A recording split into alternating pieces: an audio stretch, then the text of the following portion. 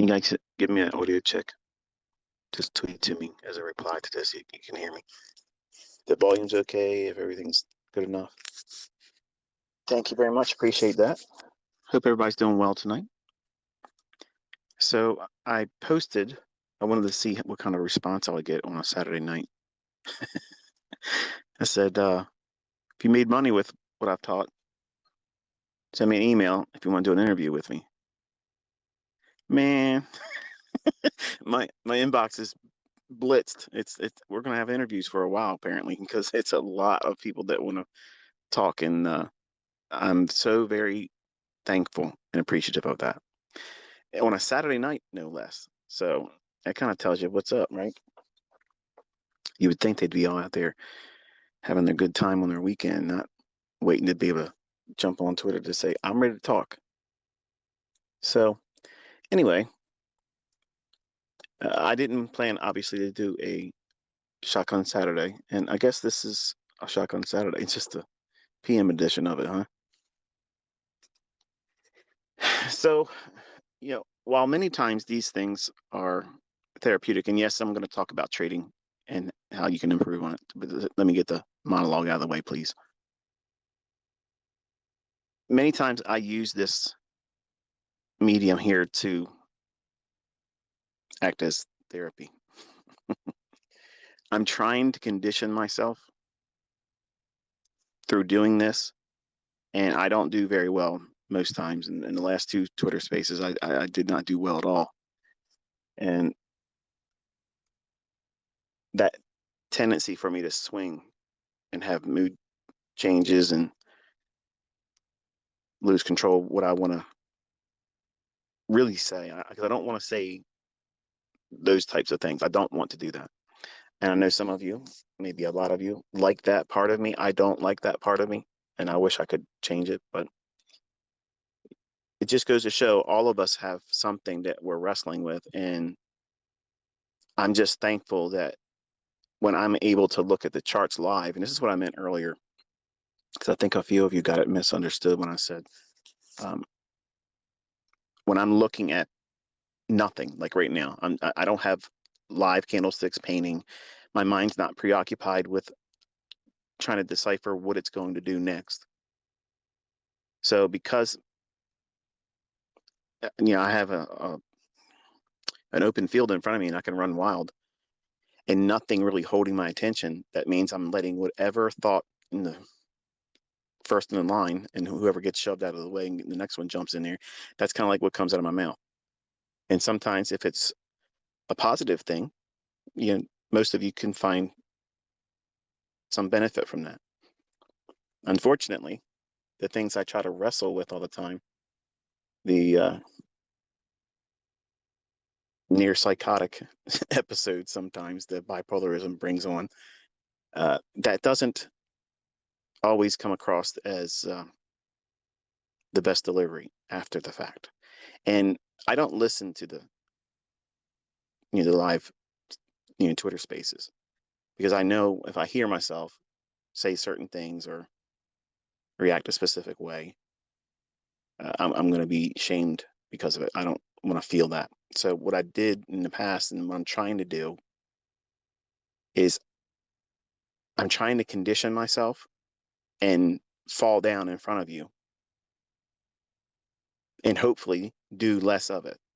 Because if I can do this the correct way, if I'm successful, and I might not be, but I'm trying very, very hard to do this. But it's difficult for me to maintain because I can't hold that state of balance.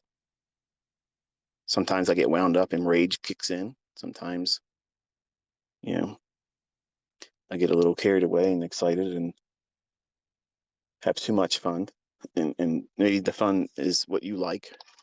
And it feels good, admittedly, while I'm doing it. But then I feel convicted later on. And I wish I had the ability to talk eloquently all the time, but I can't. So you have to kind of let me be human, I guess, sometimes. And it's not an excuse, because I'm not looking for an excuse. I'm not looking for anybody to give me permission to act out. But all of us have these things inside of us, not maybe to the extreme that I have.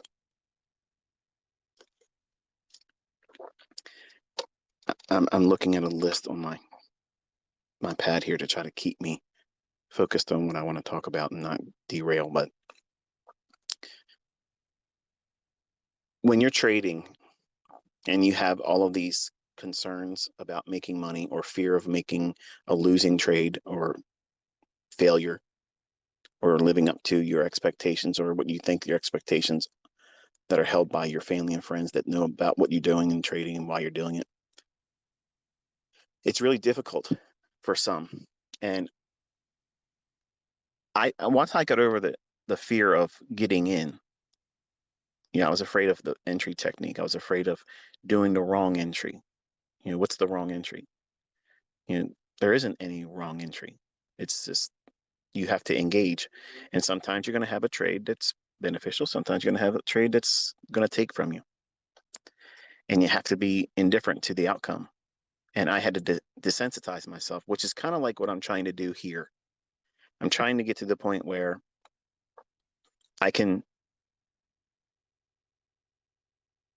do these types of things, and hopefully it'll carry over in my personal life away from all of you, because I wrestle with this every day and it's hard. So when I'm live and looking at candlesticks, I'm preoccupied. I won't let anything else in. My focus is what the next candle is going to be doing. So that's the reason why you can hear me talking kind of much like what I'm talking about, like right now. But if I don't have something holding my attention, I'm like a kid in a candy store. I'm going to run around. I'm going to, just be a kid, I guess, 50-year-old kid. And I understand and I appreciate all of you trying to encourage me to just be myself. But this is one of those ugly things in my personality that I've never really liked about me. And I didn't want to share it with all of you. I've mastered it in my trading. I've wrestled it and held it at bay in my trading, but I've never been able to fully overcome it outside of trading. And sometimes I have a impulsiveness that comes over me that I can't really bring down to a point where this is where it originates. This is how it started. This is how it came in. Whereas if you had like an anxiety attack or a panic attack, and if you have never traded with live money or live funds, you'll probably have one. Once you start trading with live funds, you'll have an anxiety attack. You'll have a panic attack. You'll feel heart palpitations. You're going to feel like you're having a heart attack. You're going to feel like you're going to pass out. You're going to feel like you're going to be sick. It's an overwhelming fear of the world closing in on you. And the reason why that's going to happen is because you're over leveraging, and you probably are doing that last trade where you just don't really think you care about the outcome, but you're rolling the dice to see if you can get back from that big drawdown you put yourself into. And right before you know the inevitable blowout of that account, because you're doing something impulsively and you're doing something over leveraged, trading 40 contracts, trying to look smart in front of everyone, and then you fail and you can't catch your breath, those types of things. Well, those panic attacks, those core events of fear, that can obviously be dialed back to, okay, this is the reason why it happened. This is why you lost control over yourself, because you're being impulsive about the money. But bipolarism isn't like that.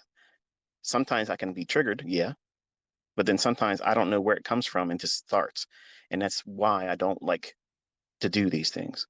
So I'm just letting you know that it's very difficult for me to do this, and I appreciate all of you that are encouraging me to do it. I don't want you encouraging me to be wild. That's not what I want to do. But I know that probably doesn't sound exciting or mostly boring to all of you now, but I want to get through this year teaching and have a lasting impression on you with what I'm trying to communicate, not entertain you. So I titled this one Through the Looking Glass. And the thought came to me this evening when I got an email from a student that obviously he's failed, and he wanted to more or less put the fault on me, and I just let him know about himself and basically told him go pound sand. So there's no way anybody on the outside looking in can argue the fact that what I'm telling you before it happens in the marketplace is not rooted in sound logic, and it's consistent and it's precise.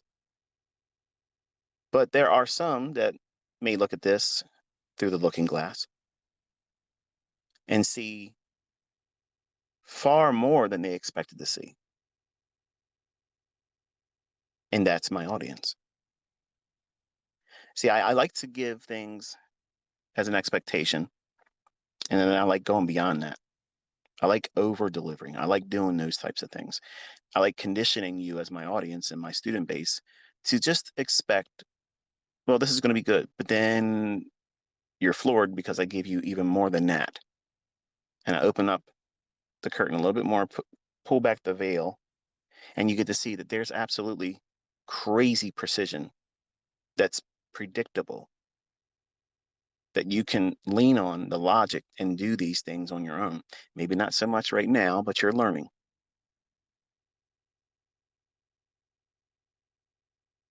The topic of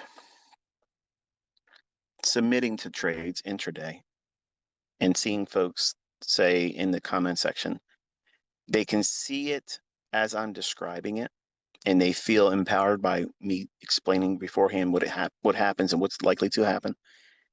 That's normal. And that's what I'm trying to condition all of you to feel, to motivate you. Because it would be very unsuccessful in motivating anyone if I wasn't able to tell you what was going to happen beforehand. Number one, it would communicate, a failure by me to be able to communicate something that I know is real. And many of my students for almost 7 years now have witnessed it on a day-by-day basis. You're all getting that experience right now. And it's not something that just started working. It's been like this for a long, long time. But you don't appreciate it until you see it. And when you're in the presence of that live commentary where it's being explained to you, this is what it should do, watch this here, it should do this, it shouldn't do that, we want to see this, we don't want to see that. It communicates foresight. It communicates the ability to predicting, forecasting a reasonable outcome that would otherwise be unknown to everyone else.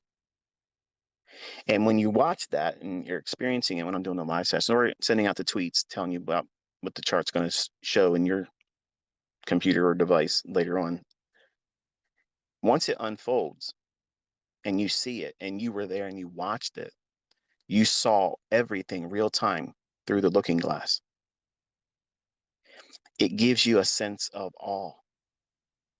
Not over me, because that's not what this is about, but it gives you a sense of awe over the precision, the consistency, and the day in and day out delivery of price, which should give you reason to not fear, not be concerned about them against us, them guys doing it to us guys, okay? What we're doing is bringing our collective attention to what those individuals that put these markets in motion, what they're doing, we're getting in alignment with that. You're never, ever, ever, Mr. Morrow, beating the market maker. You're never beating the market maker. Never. Okay. You will have the privilege to learn from me on how to be in alignment with that. You'll understand the concepts that get you safely in and out of conditions that are likely to hurt other traders. You'll learn how to navigate drawdown and not be fearful that just because you've done something incorrectly, and you will, it does not mean that this stuff doesn't work or that they're somehow changing things, because if that's what your mindset is revolving around right now, you're feeling panicked. Oh no, I better hurry up and do this because Michael's talked about how hard it's going to be.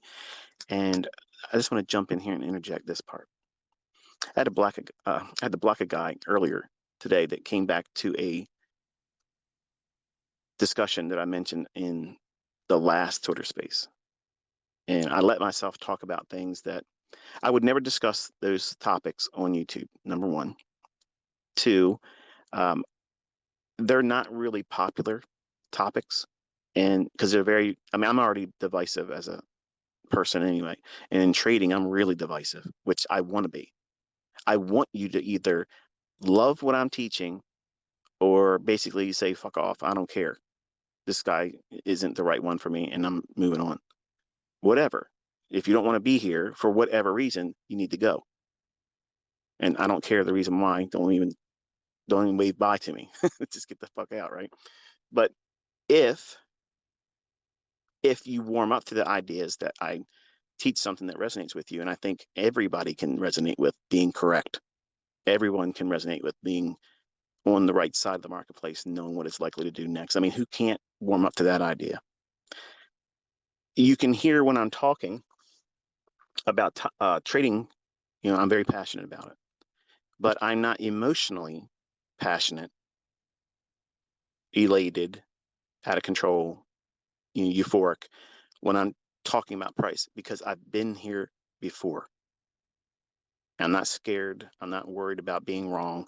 And I pretty much know what's likely to happen next. And you've seen that. It's not an issue. But I brought up topics in the last Twitter space that admittedly was very divisive in my own private mentorship. And some of the students actually quit and had a lot to say about me as a person. And some of them still talk about me in public because I wasn't subscribing to their viewpoint politically or had the view about the things that I talked about in that last Twitter space.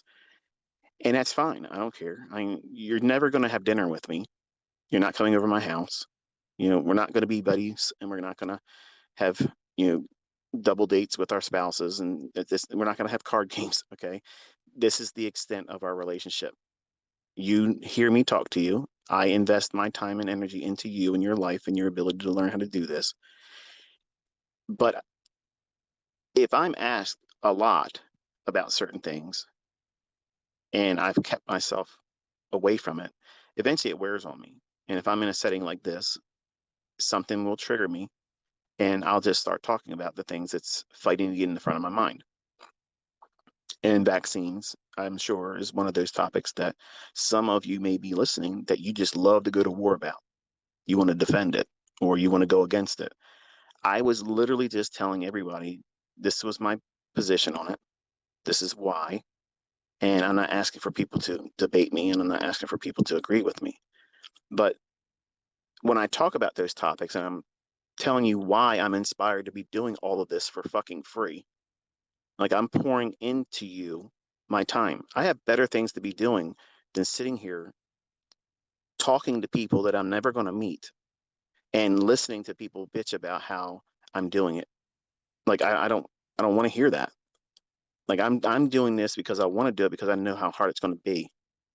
But then when I read folks saying that I'm trying to cultivate fear, I'm trying to teach you not to be fearful. That's the whole point of me doing this. When I teach about trading, I'm teaching you how to never be fearful. Respect the risk, yes, but not be fearful of it. If you're fearful, if you're paralyzed by the fear or the uncertainty, whether it be about the things that's coming, which you aren't going to be able to stop that. I can't stop it. Did you hear me say, oh, I'm going to lose my mind, I'm scared? No, I'm concerned. Yes. Who wouldn't be? But you can't walk around in denial thinking like the last 3 years didn't happen, because there's more things coming and you need to make your house ready. So I'm trying to give you a skill to help you do that. I'm not trying to scare any of you, but some of you that are very weak, and I was a weak man. After 9/11, when that happened, I was paralyzed by fear, and I lived with it for a number of years until I was able to defeat that. I am not a person that has anxiety. I'm not fearful of what these fuckers on the internet talk about. I don't give a shit about your bullshit lawsuit. I don't give a shit about what you think you could do in a trading competition. I ain't seen nobody on that leaderboard I recognized yet. I'm not worried about that stuff. That does not bother me. What pisses me off is, well, what I just did there. I don't like that part of me. And the other part is I wish that I could not give a fuck about people copying me if I go out there and do what I know I can do. What I want to do is lay waste to every motherfucker out there right now. That's what I want to do. That's what I want to do. But I know, just like you see it seep out in these live streams, that same 20-year-old ego is dying to come out. It's dying to come out. And I'm wrestling with that. And I feel like I'm being tested. I mean, that's what I really feel like I'm being tested. And the last two, I've failed. The last two live streams or Twitter spaces, I've failed. I don't ever get like that when I'm trading. I don't ever let myself get fucking stupid like that and go off the rails and just, psychotic. Now, when I'm done, releasing all that stuff, I feel balanced. Once the Twitter space ends, I feel balanced. And then I feel convicted. I feel I shouldn't have done that. And then I feel regret. And I feel ashamed and embarrassed. And I feel like I am not a good role model for some of you, especially the young men, who may listen to me and think, well, he does that and talks like that. And that sounds empowering. That sounds alpha. It's weak. It's what it is. It's weak. And I wish I didn't do that. But I'm thankful that you all recognize that I'm not in any way, shape, or form emotional, good or bad, when I'm talking to you about what Price is doing, which is why I've done so well in it, because it's like meditation. It is allowing me, when I do it, to look through a looking glass and focus on one thing. And because I am serious about the outcome of my precision, it allows me to arm wrestle and subdue all of the other thoughts that are constantly trying to get in the forefront of my mind, distracting me, causing me to doubt this, get angry about that, worry about this, worry about that, kids, wife wanting me to do this, everything that everybody else has to contend with. When you're bipolar, it tends to become a bigger deal than it really is. And you make it more than it really is. And you don't want to, but it's just what happens. But when I'm watching Price and I'm expecting a setup, or I'm stalking a setup, or now because I'm tape reading with all of you, I feel balanced. Like I feel like I'm absolutely laser guided, and I don't feel that tug of war that I feel any other time, which is why you see me always talking about this. You ask many times, when do I sleep? Sporadically in 4 hours. And it's usually whenever I get whatever I want to get done. I don't have a set schedule of sleep. Like I don't have that. And it sounds insane. And I guess to the average person, that would be insane because everybody has a bedtime. Everybody gets up at this time. I don't. And sometimes I don't go to sleep for a day or two. And maybe that's viewed in your eyes as unhealthy. It's just what I've done for years. It's sometimes insomnia. And then other days, it's just I don't have any end to the energy. It just goes and goes and goes and goes. So with these sessions where I don't have a filter, I have to work very hard to try to stay focused on what it is I want to cover. But I don't want any of you to listen to those last two spaces and think I'm trying to scare any of you, because I'm not. I'm not trying to fearmonger. I'm providing a way for you to prepare. At least that's what my motivation is. And again, I'm reminding you that I don't get paid at all doing these. There's no monetization. And I'm inviting all of you to take them and put them on your YouTube channels and get ad revenue. I don't give a flying fuck. I don't care. I don't care. So I use these to decompress. And they're not going to be eloquent sometimes. They're not going to be, you know, children friendly. You should absolutely never have these playing with children around, because you don't know what I'm going to say. You don't know when I'm going to have a shift in my mood where it may not be like, I can feel it winding up in me. Like it's there, but I don't want to be uncivilized. I guess that's the word I'm looking for. I don't want to be in a position where the father or the mother or the couple that are listening to this expecting the same inner circle trader that's on YouTube, the boring, dry, mundane delivery of, okay, but I put people to sleep over there. And I understand, but here, that I don't have the safety net like I do when I do recorded sessions where I can edit out those things.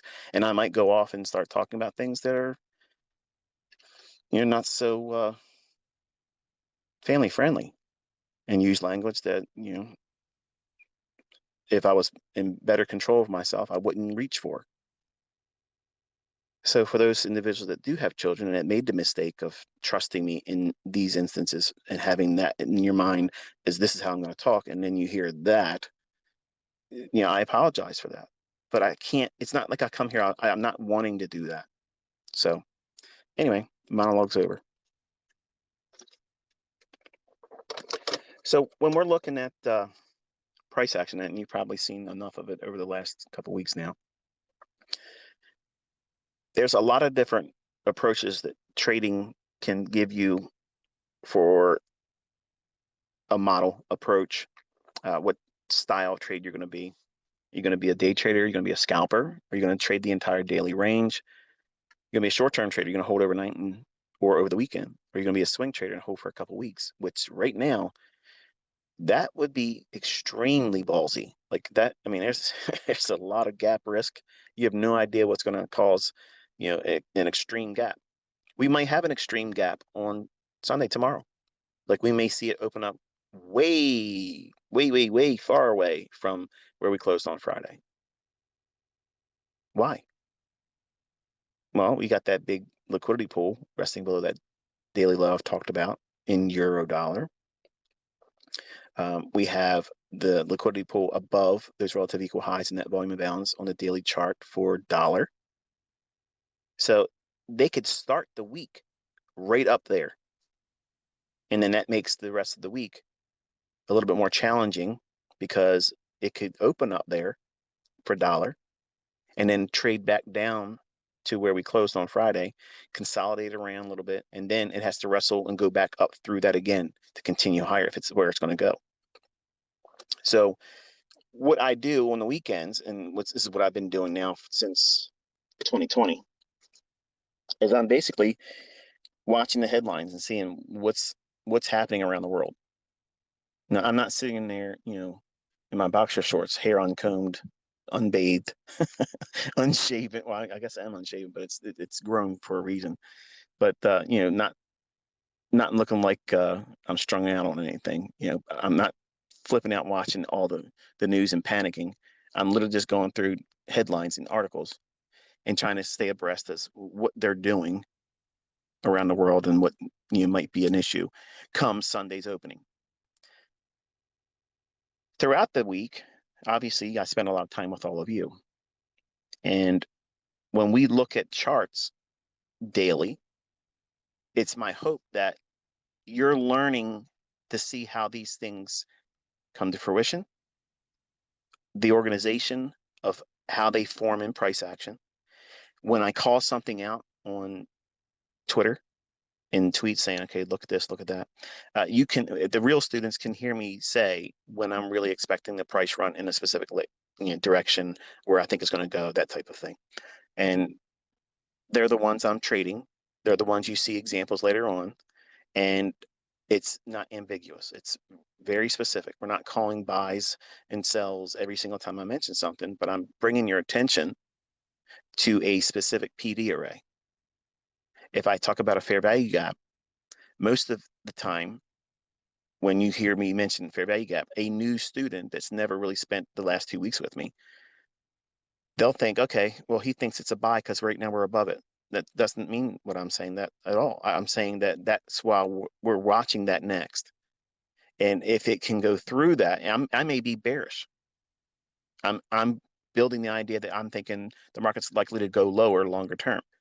And I'm going to watch that fair value gap that would be below price. What would that be indicative of? I want to see it lose ground. I don't want to see it respected at all. So that's the difference with some joker that's literally trying to find something to talk about because he can't fucking make money in Texas, or someone that's looking at these things and saying, okay, what is he taking my attention to for? Because he's looking at this fair value gap, but he's also talking about how it could go down to a specific level. So it would seem confusing to a new trader or new student or new observer, but it's not to someone that's been watching me. If you've been in the live sessions also on YouTube, you can see how I talk about how I want to see it go through this fair value gap and then come back down into it and act as what? Support if I'm bullish. I want to see certain things unfold. That is narrative. That cannot be taught. At least I can't. I don't know how to teach it in a book. Like, I don't know how to write a chapter. I don't know how to send a bunch of tweets. I can't tell you audibly like this. Like, you got to watch me do it. That's the only way I can describe it. I might not be successful this year. That's what I'm afraid of. That's why I said, if you have any faith, pray for me to be successful in this, because I'm trying very hard to find a way to reach as many of you as I can, because I know that there will be some that I won't reach. And it's not for a lack of trying, because I'm fucking trying. But it's very difficult for me to explain something that needs to be viewed real time, watching it happen and explaining why this is the case, which is why most of the people out there that have tried to take my content and make their own little mentorships and shit, that's why they won't ever do what I'm doing. And Dave, I see your tweet saying that you do more than me and all that business.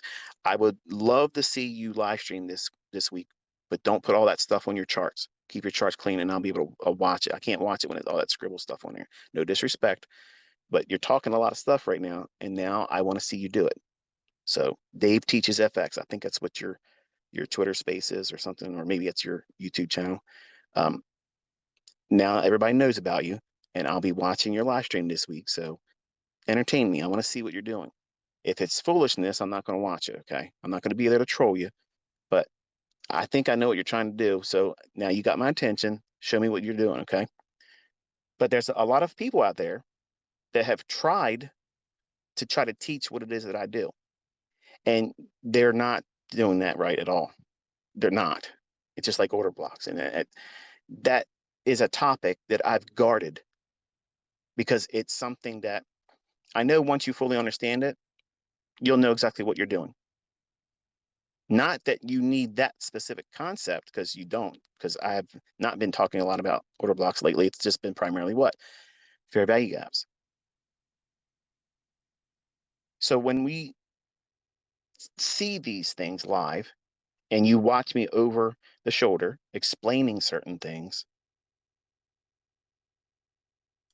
it's more practical, because there's no way for me to be able to tell you what many of you ask a lot is, well, how do you know which one it's going to form today? That's the uncertainty. Like, you see these people out there will say, oh yeah, ICT says he knows about the algorithm, but he doesn't know this right at this moment. You're right. I don't know where they're going to open the price up on Sunday. Nobody knows that. And I have to eventually sleep sometimes, so I'm going to miss moves. That's what I said. You're going to miss moves too. You can't be in every swing. And that's taking things, cherry picking out of what I say and out of context to make your bullshit narratives when you want to troll and you want to hate, which is silly. It's your comedy to me. But when we watch price, I do not know if there's going to be a fair value gap within a specific range yet. I don't know that. I have to wait to see if they're going to book it that way, if it's going to run off and leave it. I don't know if there's going to be a breaker. I don't know that. It might be just these one pass down and straight up and no opportunity for a breaker to form. Those are the things that I don't know. I don't know that. Those things I have to wait for, just like you have to wait for. But you're learning, which is the parts I did say in my lectures and my teachings, that not every PD array is going to form. Just because I've outlined it in a matrix saying this is the normal order of everything, you've also been introduced to other PD arrays like the new week opening gap, new day opening gap, implied fair value gap. Fair value gap, that implied fair value gap can occur anywhere. And you just have to observe it when it's there. And unfortunately, some of you are already trying to talk about it and point to it, and they're not there in your examples. And that's unfortunate because you many times have a YouTube channel or you have a following on social media. And because you use the new name and term that I've introduced to every one of you, they get excited. Like, oh yeah, I see it and I understand it too. And it's many times like watching a guy do a magic trick and the guy thinks he knows how to do it. And then he tries it and he fails. And then he's angry that you didn't give him enough time to do it right. So, I mean, it's very difficult managing all of these personalities. And I've opened up a Pandora's box by having all of you, like literally, where you can reach to me on Twitter. Like nobody can hide your comment. Anyone that sends anything to me, they can see that. I just choose not to listen to assholes. But the biggest trolls, none of my biggest trolls are blocked. They're not.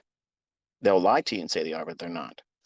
And if they say I'm blocked, they need to log into their Twitter and look at my profile right there and show the 250,000 followers and show that they're blocked, because they're not. So when we have opportunities to see things live in the live streams, and when I don't want to do it, here's kind of like where I'm getting at. And this is what I was doing, I think, one day this week where I said I wanted to do something. I was really wrestling with my mood swings. And I was like, I can't. There's no way I was going to be able to conduct myself in a manner where it would have been good. I'm not going to be on, I will not go on YouTube live stream and be like I am here. And I knew, looking at price even that day, because I was angry about one of my sons. He has a girlfriend that we don't think is, healthy for them right now. They're too young and there's too much drama with it. So my wife and I had a discussion, and I'm very opinionated about it. I don't want certain things to be done, and she's coming around to my way of seeing things today. But that day, I couldn't bring myself to be in a live setting with all of you because I was angry. I was very angry, and there was no way for me to really focus. Even looking at price, it would have been difficult for me to keep my focus on that. So I just went to Twitter and said, okay, here's what I see right now. Here's what I see right now. And you probably already saw that there wasn't a whole lot of it, but the things I shared was dialed in enough for you all to see that it's still working and it's fine.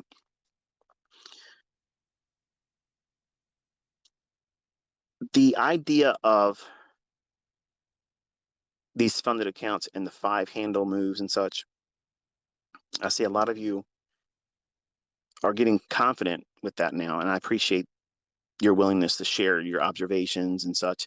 And I love the fact that I made this much money with this trade, ICT has toned down.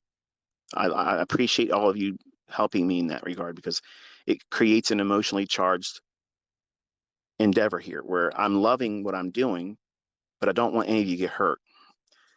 And if you're pushing the button and you're trying to, impress me, you're not impressing me, even if you make a lot of money. I'm going to be angry. Like if someone's been trading for a while before I started this mentorship, and some of you obviously have, and what you're doing, okay, that's one thing. But anyone that's just started training with me this year, and you're trying to do what I'm teaching in a funded account or a live account, please don't tell me about it. I don't want to know, okay? Because every time someone tells me they're making money, my first question is, how long you been doing it? Because if it's something that you just did, it's your first time, then okay, I understand where you're going with it, and I understand your excitement. But if it's something you've been doing for a while and you're able to land that, then okay, yeah, I'll like that, I'll appreciate it, and I can high five that, yeah. But I don't know how much time you've invested in this, and I don't want to inspire you to want to be doing that when you don't know how to trade yet. Because the whole point of me doing this mentorship with you all this year is to teach you, number one, how to read price. When I was doing my mentorship that was paid for, it was all about watching price. Don't press your demo account. Don't do this. Don't do that, because the outcome is then emotional. And now we're looking through that looking glass at these candlesticks with an expectation of, I have to be right because now I have money behind it. Because if I'm wrong, I'm losing money. You see the difference there? It's really hard to justify how that isn't the best advice. Like it is the best advice, but it doesn't feel like the best advice when you have something to sell and you want people to come to your bullshit and try to buy it, whether it be a mentorship or some horse shit, pseudo algo box bullshit, because that ain't algorithmic. That's retail stuff. And when you have these competitions for everyone's attention and you're trying to inspire them to go out there and trade, unfortunately, I know enough to know that the average person doesn't have the mental faculties to do this, let alone be doing it quickly and successfully, regardless of what medium or approach to trading. Even mine, which I think is superior to every fucking thing. I mean, I'm giving you the marketplace. I'm telling you it. I'm showing it to you. I'm proving it to you. There ain't a motherfucker out there doing it. Dave, we'll see this week, won't we? the the worst thing you can do is be inspired by me or anyone else to go out there and try to trade and feel like you're ready. Because these same people that tell you to do that, they're falling on their face when they try to do it right in front of you in their live streams. Or they won't ever do it. They won't ever step out there and tell you what they think real time every fucking day, because they know they will fail, and they'll pull some comedy show to try to cover it up. No, there's no emotion. There's no emotion. This is what it is. Market's going to do this or the market's going to do that. If you don't know, you say you don't know. But you better not say I don't know every day, because then guess what? You don't know. And there's a lot of people that are upset right now because your attention is being placed with what I'm sharing and what you're doing right now. You're listening to me talk about something that to them, you shouldn't be listening to this. You should be listening to them, because they're showing you something that has a price tag on it. I have nothing with a price tag on it. I have the truth. I'm showing it to you. I'm proving it to you. So when you look at me and what I'm sharing, you're looking through that looking glass, and you should be seeing fucking proof, evidence.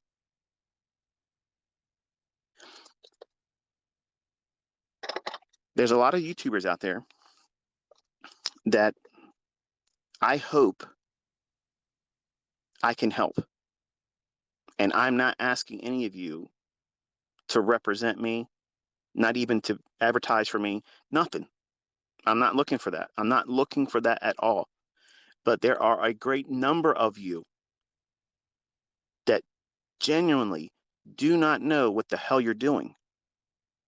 And some of them are very entertaining, crashing and burning. And you know who you are, Texas Pete. But there's other ones that are very sincere out there, that they are cordial to their audience. They're very respectful, modest. and they just aren't doing very well. They're not really doing well. And like, I want to save them. Okay. I got this white knight complex. And some of you men might know what this feels like. I had the same thing with my first wife. She had a lot of issues. And I wanted to be, the knight in shining armor. I wanted to help her. I wanted to save her from our issue. And that's pretty much at the core of my heart why I teach the way I do. I am sympathetic to all of you because I know exactly how all of you feel. You feel like you're alone. You feel like you need support, and who the hell are you going to get the support from? Your friends and family don't know anything about this shit, and they don't believe that it can be possible. And it's not the same thing just reading other people's tweets and reading other people's social media stuff or listening to people with their sports cars and their vacations and shit, but they're not showing you them executing trades. Here's a trade I took. Remember, you're looking through that looking glass. What are you seeing when you look around? Me included. Through that looking glass, are you seeing a reason to invest your time in whatever it is that you're looking at? Or in this case, listening to? Because if it is not capturing you, overtaking you, and subduing you, and holding you and your attention, because you see obvious signs of professionalism, precision, logic that makes perfect sense, that is explained before it happens, not ambiguous, not 50-50, not it might do this, it might do that, which is what everybody that doesn't like me will say. But they're leaving out the parts where I say, but this is what I want to have happen. This is what I'm looking for. I'm waiting for this. This is my setup. This is my trade. If I'm wrong, this is what it's going to do, and I won't be in the trade. I won't be hurt by it because I'm looking for this trade to unfold. That's what you want to learn from a person that can obviously outline what makes this work. How will you fail? How can I do certain steps to avoid failing? Avoiding entirely is impossible. But much like when you're in flight school and you're trying to learn how to fly, what's one of the things they put you through as a pilot? You ever think about that? They take you up there and they tell you to turn the fucking engine off while you're in the fucking air. Like, what? Are you kidding me? But hey, they got to teach you how to do what? A controlled landing. You might take off. It might be beautiful. You're up there in the sky. You're sailing around, looking down, thinking this is great. And then your instructor says, "Oh, by the way, today's the day where we tell you to turn the fucking engine off. Figure it out." And I'm sure that there's a great deal of anxiety when that happens. I'm sure that everyone that thinks that they're going to be ready for that moment, because everyone that goes into flight school knows that that's coming. And maybe they don't have it unannounced. I'm trying to be funny, obviously, because I'm not a pilot. But I couldn't do that. Like I honestly, I know I'd flip out. There's no way. First of all, I could not have the focus. You wouldn't want me. You wouldn't want Ratchet ICT flying your ass anywhere in an airplane because we're probably going to get down real fast, and not the down you want to get down with. And so then imagine that same thing occurring in trading.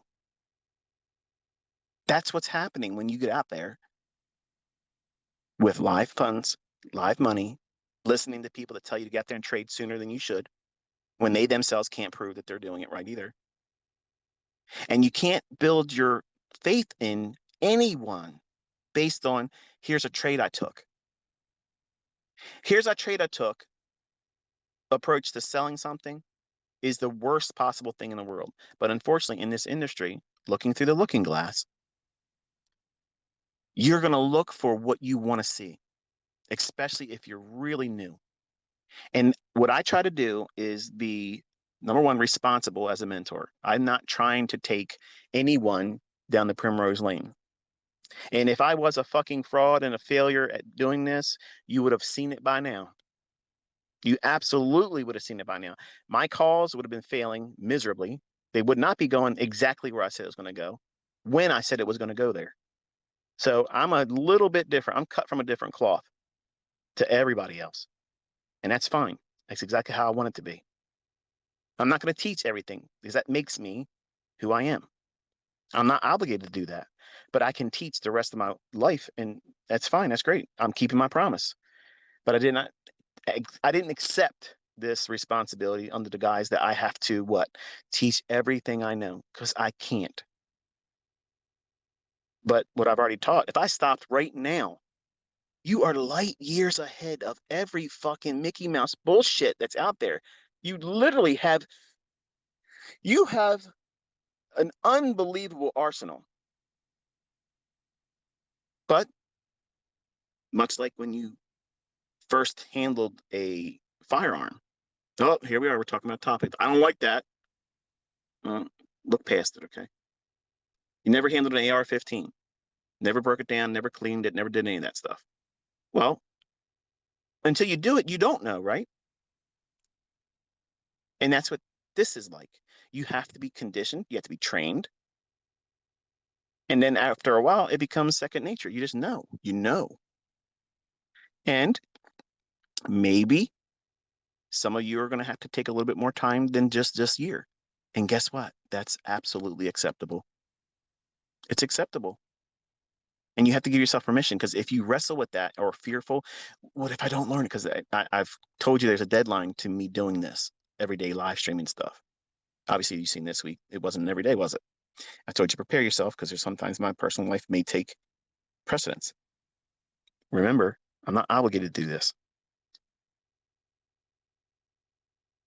But you're going to find that if you're pressing yourself into a time delivery of you being successful, when you do that, and when you do this with everything that you try to rush through, like weight loss or gaining muscle or trying to get flexible, whatever it is, you can't force a timeline, deadline. This is when it's going to have to be. You don't know. You don't know when you're going to hit that weight goal. You don't know when you're going to get that bench press goal. You don't know when you're going to get that threshold of crossing over in your experience where you know you can trade live funds. None of you can time that. None of you can do that. None of you. Why? Because you have no idea what the variable rate of understanding is going to be for you. It's all unique to you. You can't say, learn it in 40 days, learn it in 120 days, learn it in 6 months, 1 week workshop. That's nonsense. That's absolute nonsense. You can't do those things and expect the outcome to be universally the same. Absolutely not. And it's not even going to be in the majority. That's why these people that market that kind of stuff, they fail. That's why they're failing. And they don't like what they're seeing with me, because they see me teaching with a demo. They see people going out, what I'm teaching with a demo, they're going out there and making 6 figures with real money and being interviewed by companies that paid them that money. That's hurting their ass. Their assholes are chapped. And I love that. There's nothing you can do about that. You can't argue it. You can't wrestle with it. I mean, I guess you can wrestle with it, but you're going to lose. And all of you that are paying attention and looking around, you're seeing folks do that. And I have an inbox full of shit like that now. And you're all going to see their faces. And I'm going to do my best to have a outline. The same questions I'm going to ask, I'm going to let each person know what they are, so that way they're not put on the spot. They can talk freely. They have already collected their thoughts about how I'm going to, because I don't want to be longer than an hour. That way, I'm going to ask the questions and I'm going to sit there and let them talk. I don't need to be heard. I want them to tell me what they've done, what their routine is, how did they get started, what was their biggest fear that they overcame, where's their goals, and what's their plan on getting there. You know, these are the types of questions I'm going to ask, and everybody's going to have shit different, and that's going to be interesting. I know it's going to, for me, it's going to be, I don't give a shit if anybody else likes it. I'm giving these students the opportunity for me to sit down with them as close as face to face can be. Yes, I will show my face there, and you'll see I have more than one white cap. I have other colors too, guys. I might shave my head because everybody wants to see me bald. Summertime, I might do it. I ain't afraid of it. So the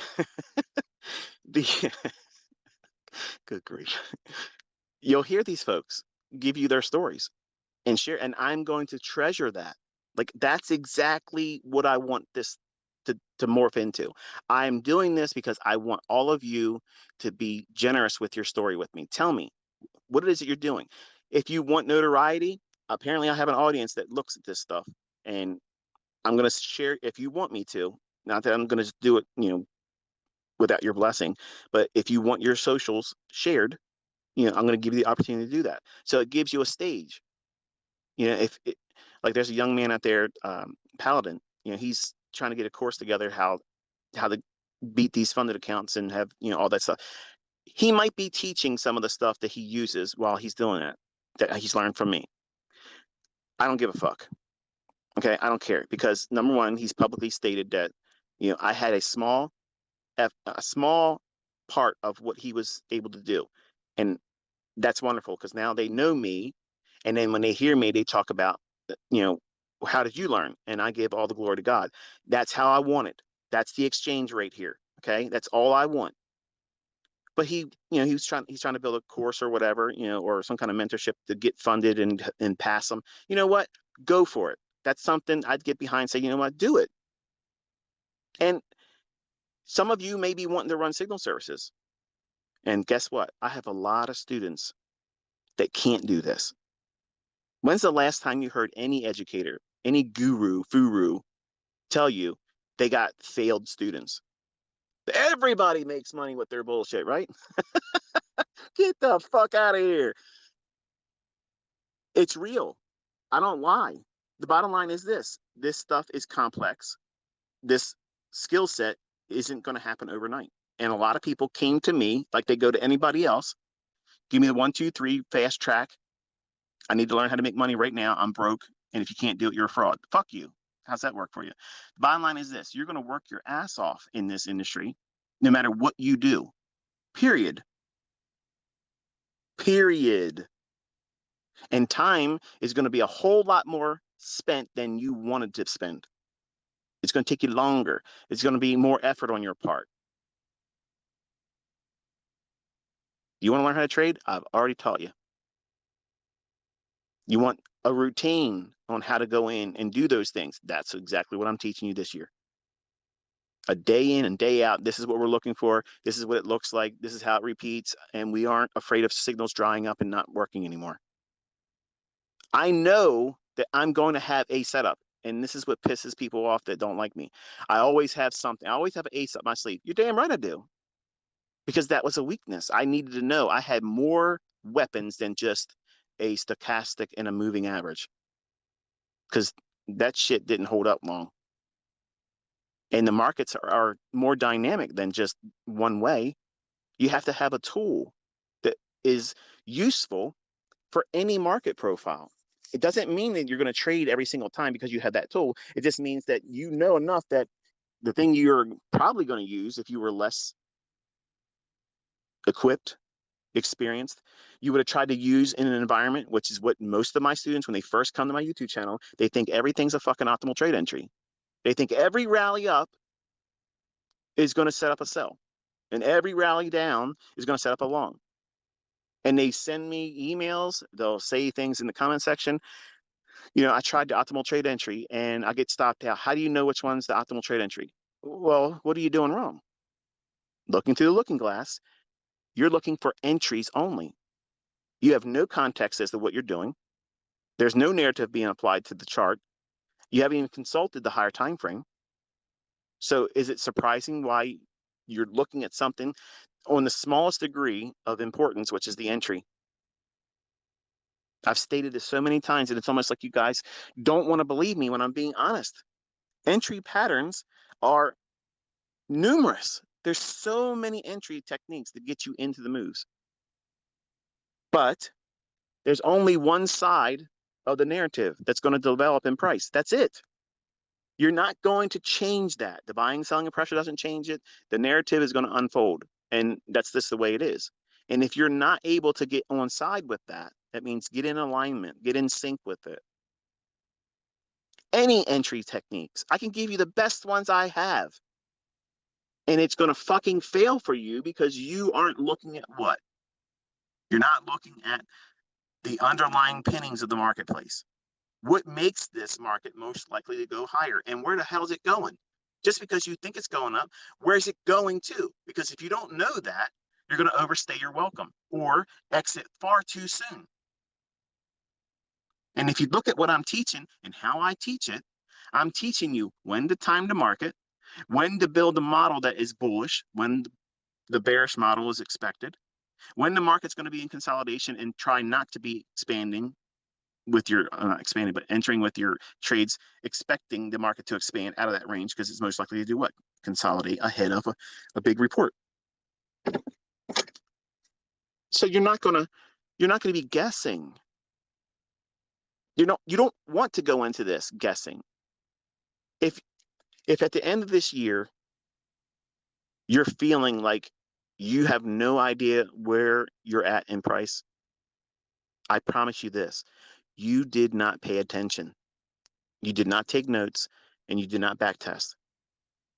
And that's the bottom line. That is the absolute truth. And I know that there's going to be people that are going to be lazy as fuck this year. They're only going to watch the videos. They're only going to watch the live streams and try to get trades out of what I'm saying. And then they've learned nothing. And they'll be the same yahoos that were paying me money to learn how to do this. And I'm calling the market every single fucking day, every single month, and it's going where I said it was going to go, and I'm proving the concepts work, and here it is. It's going on and on and on. And I got people that make money in that group, whether it be the 2016 group or the 2021, the last one. Every one of those groups, every one of those years, I have winning, profitable students. Every single one of those groups, I have students that have never made a dime with it. What's the common denominator? They have not done what I'm telling them to do. And they've done everything I told them not to do. The ones that end up making money, they're the ones that maybe they fucked off in the beginning, tried it their own way mentorship stuff, lost, learned from that, and then started doing what I said. Or they never fucked off and they followed my instructions and right from the beginning found their way into profitability. I'm sorry that it's harder than you thought it was going to be, but that doesn't make me a fucking fraud when I'm out here proving it every fucking day. Sorry. Sorry. It must suck to be you because you're literally looking outside yourself for a reason to exist and live with yourself. Because if you think that this stuff doesn't work after seeing as much of the evidence of this on a day-by-day basis with such a degree of precision, you are the problem. Just like I was the problem when I first started. But you don't want to recognize that. Trading, this industry, is the looking glass. What do you see when you see through it? Do you see problems that you got to work on? Character flaws that you have to correct? Build coping mechanisms? Being bipolar, it's not a matter of what I eat, folks. Okay. I appreciate some of you that are sending me that shit, but it has nothing to do with it. It's all in my brain. Okay. I'm literally struggling to be sane sometimes. It's very difficult. And I will not ever take a drug that is going to make me not focus like I need to be focusing. I will live the rest of my life like this, wrestling with it, and it sucks. It does. It sucks. But I will never be medicated. I will not. So, that's the wrestling match I chose to be in. But you're gonna see things through this industry in other people. You're gonna see arrogance when there isn't any justification for it. You're gonna see modesty when they should be beating their chest. You're gonna see folks fail miserably and deny that it was them, not the material, not the concepts that other people around the world are doing the same stuff with it. And well, not the same stuff, but they're using the same concepts and they're making real money, life-changing money. some of you are new and you haven't had that experience yet. And I will have that interview with you as well. If you're willing to have it, no problem. I would love to continue that part into 2024 and beyond. I'd like to do like a one a week type thing. That way it allows me, number one, to live my life once we get through this, because I don't want to be doing everyday interview, because it takes time to be doing all that stuff, and I don't want to be held to a schedule. But I would love to be able to sit down with one each week, maybe like on a Friday, and it's an hour long in time. That's what my plan is, and just listen to someone that has gone through it. I would love to see people come in and say, yeah, I thought you were a fucking scammer. I thought you were a scammer and a fraudster.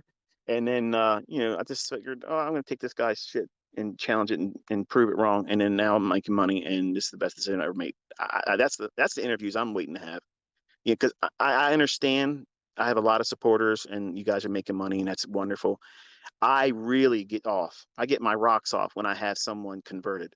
Like, I feel like I've really earned something there. I've gone through a lot of shit over the years and listened to a lot of shit, and willfully put myself in a situation where I'm going to catch a lot of shit, because I'm literally out here demo balling, and I've done it for years. And you can't say anything that's going to hurt me, because I have the goods. I can prove it, and I'm going to do it in your face with a demo account, and you can't find profitability in any of the shit you're doing. So it's been fun for me to do that. And the people that have looked at what I do and look past the things I told you to look past that, if it's real, you'll see it. If it resonates with you, run with it. And if you have the passion to stick with it, you will be profitable. You will fucking make fucking money here. And that's just the way it is. But you have to be here every day learning what it is that you have to discover is going to be the reasons why you're going to derail. Because you will. And how you react and how you think about yourself, your trading, and this industry, once you experience loss, one of the best things that could ever happen is for you to experience losing an account. What do you say? Yeah, that's the worst. That's the worst thing in your mind that could ever happen right now as a student, right? That's the worst thing. How could anybody say that's the best thing?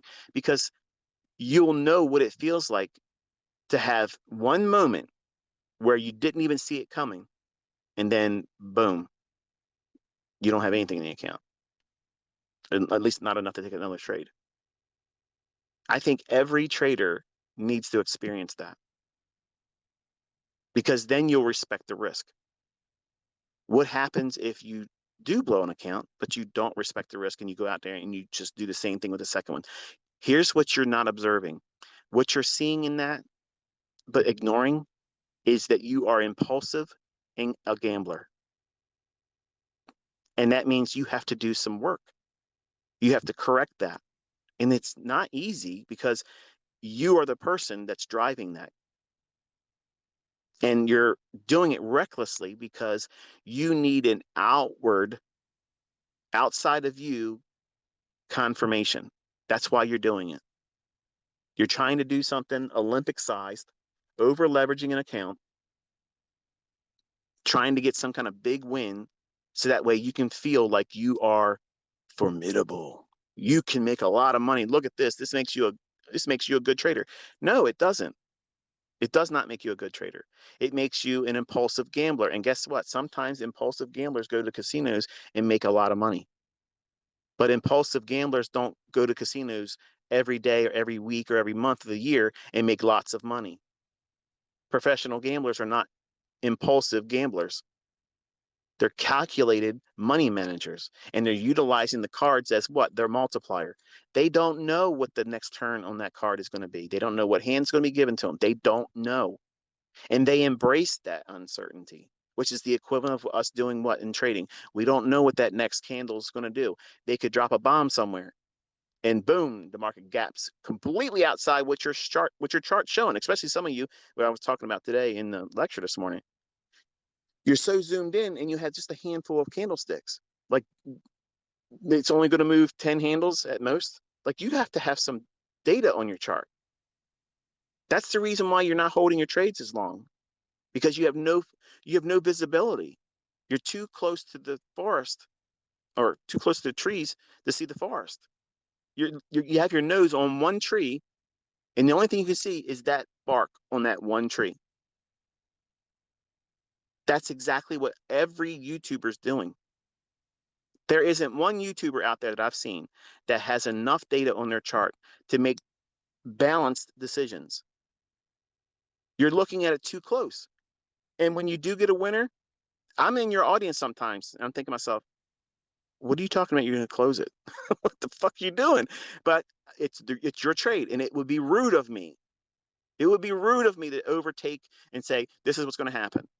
But I have sometimes tossed out numbers that said, like, here, like a gentle nudge, like, here, look there, and then don't take your profits in the next 5 handles. And I don't want to override someone when they're in a live stream because it's rude, and it's already bad enough when I show up and I try to help someone with their with their audience and help build them up and tell them, I'm in your audience right now. I'm watching what you're doing. And then invariably, the folks that know that I'm there, or if I invite all of you, hey, ICT's in the house. What the? It's not. I don't want you doing that, and it's rude. It would piss me off. It would drive me fucking crazy. Like seriously. Like I understand if somebody showed up in a live setting and they're a celebrity, but I'm not a fucking celebrity. I'm literally nobody. And giving you my attention, or giving me your attention in somebody else's live streaming chat box is rude. That's fucking rude. Don't do that. But these same YouTubers who I sometimes adore because they are doing something that takes a lot of balls to do it. And seeing them discover themselves in the presence of other people, man, that takes that takes a lot of courage. A lot of courage. And Patrick, if you're listening, my advice, and you can take this with a grain of salt, but I guarantee you, if you don't engage the chat and you just do you, let them say whatever the fuck they're going to say. Who cares? The chat window, whoever's talking in the chat window, they're not really fucking worried about price. They're just hanging out. They want to be a part of the clique. That's what that all is. And they're not going to learn anything anyway. So just let them have fun in there. Who cares? But if you're there doing what you're doing, I mean, you can find trades. I mean, we can see you doing it, man.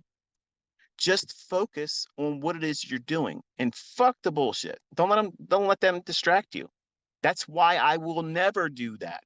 I can't have a window where people can talk because I'm going to look at the cars going by and I'm going to chase the right one. That's what they want. They want me distracted. I'm never going to give that to them. I'm not going to do that. And you're easily taken out of gear, bro. And when you lock it down, the best thing you could do is just turn that shit off. Not for the members. Let them go there and talk. That's fine. But you don't look at it. Just have a one-way conversation, man. People are there to listen to you. That's why they're coming.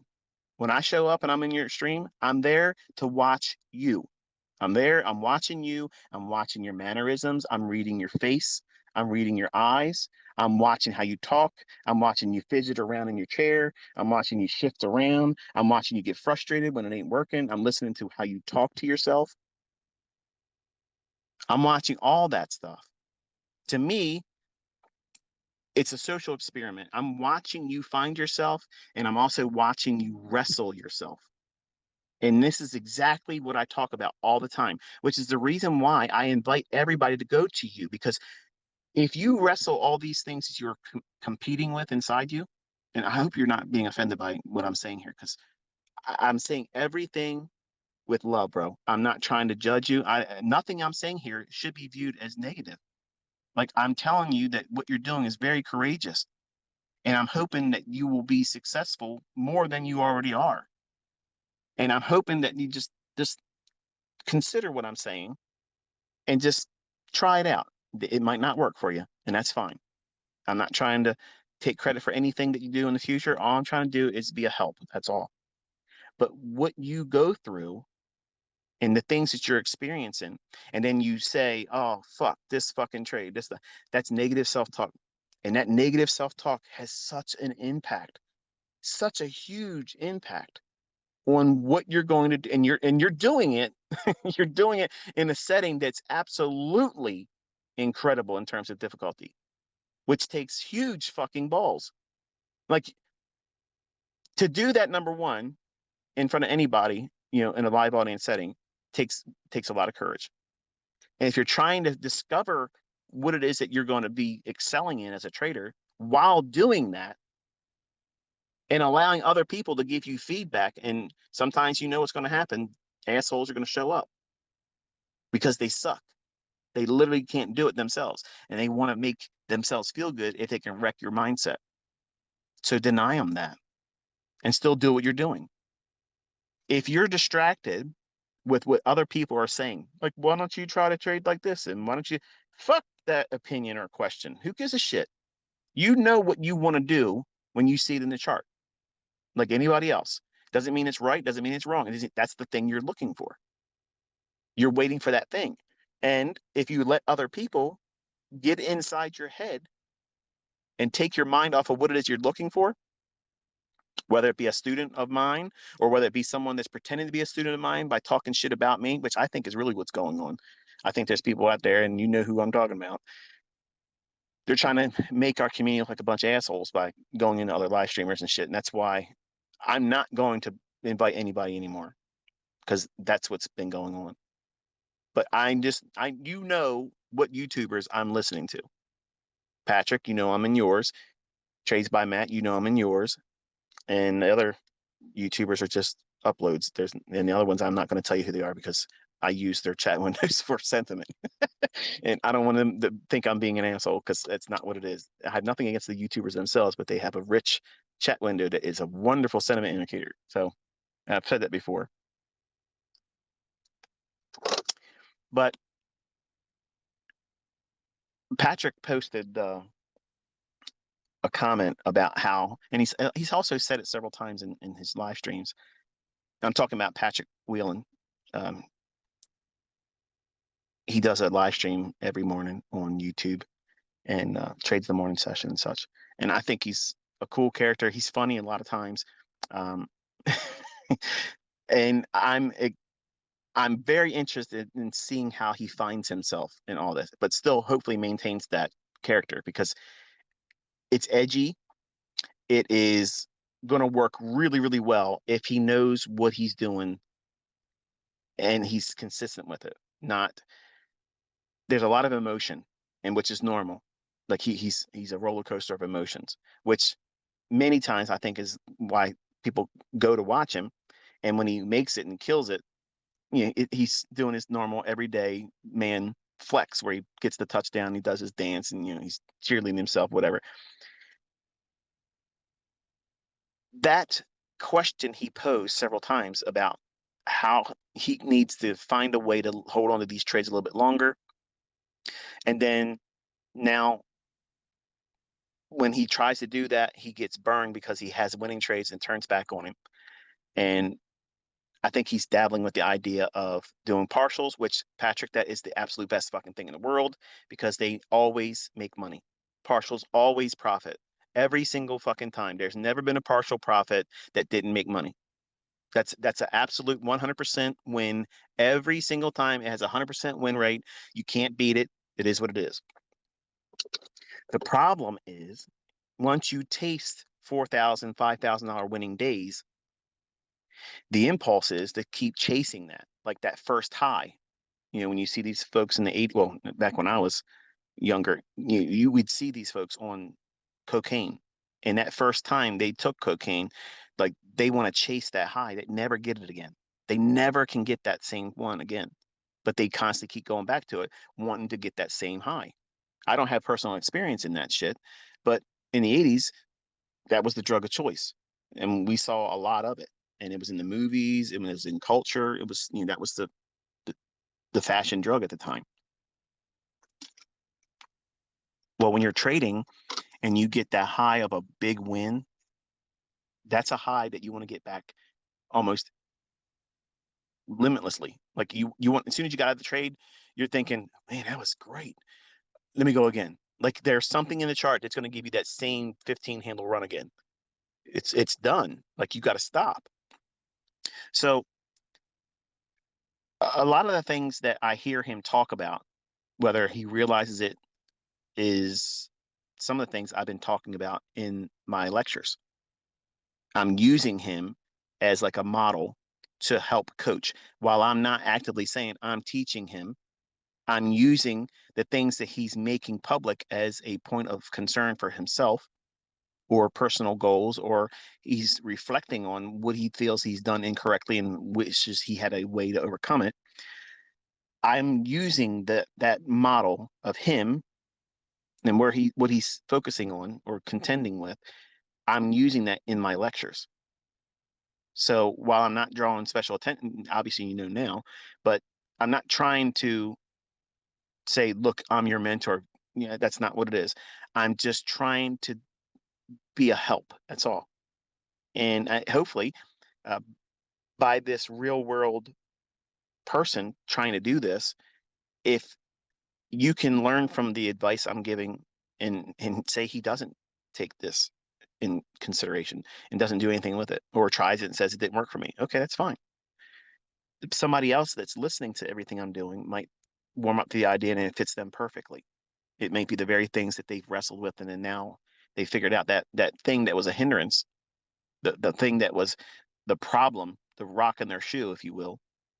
They once they remove it, then they can walk, without a limp. They can get right to where they're going with no reason to feel like you're being impeded on and slowed down.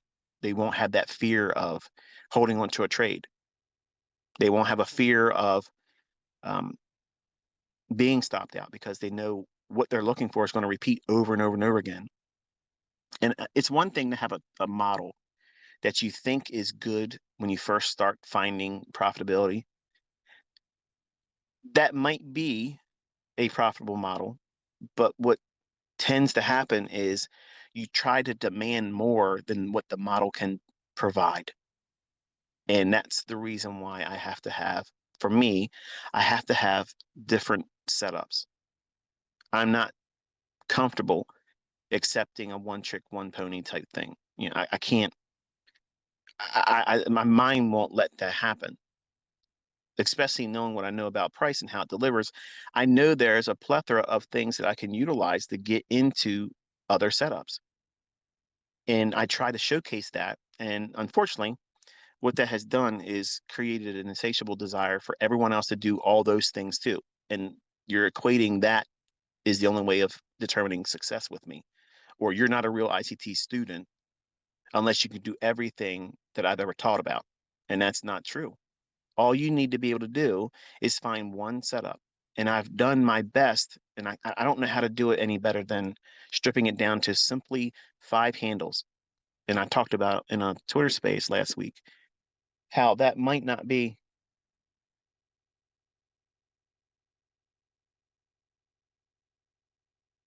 It sounds like someone just got shot, to be honest with you. Hang on one second.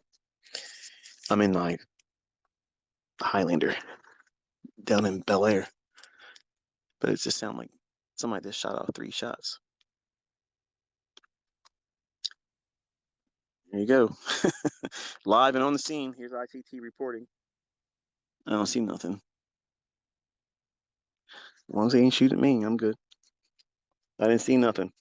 So you might go after those 5 handles. And like I'm teaching my son, Cameron, and what I've mentioned also in the Twitter spaces, that what happens if you're trying to start off as that 5 handle trader and you're going to find that can be found a lot intraday.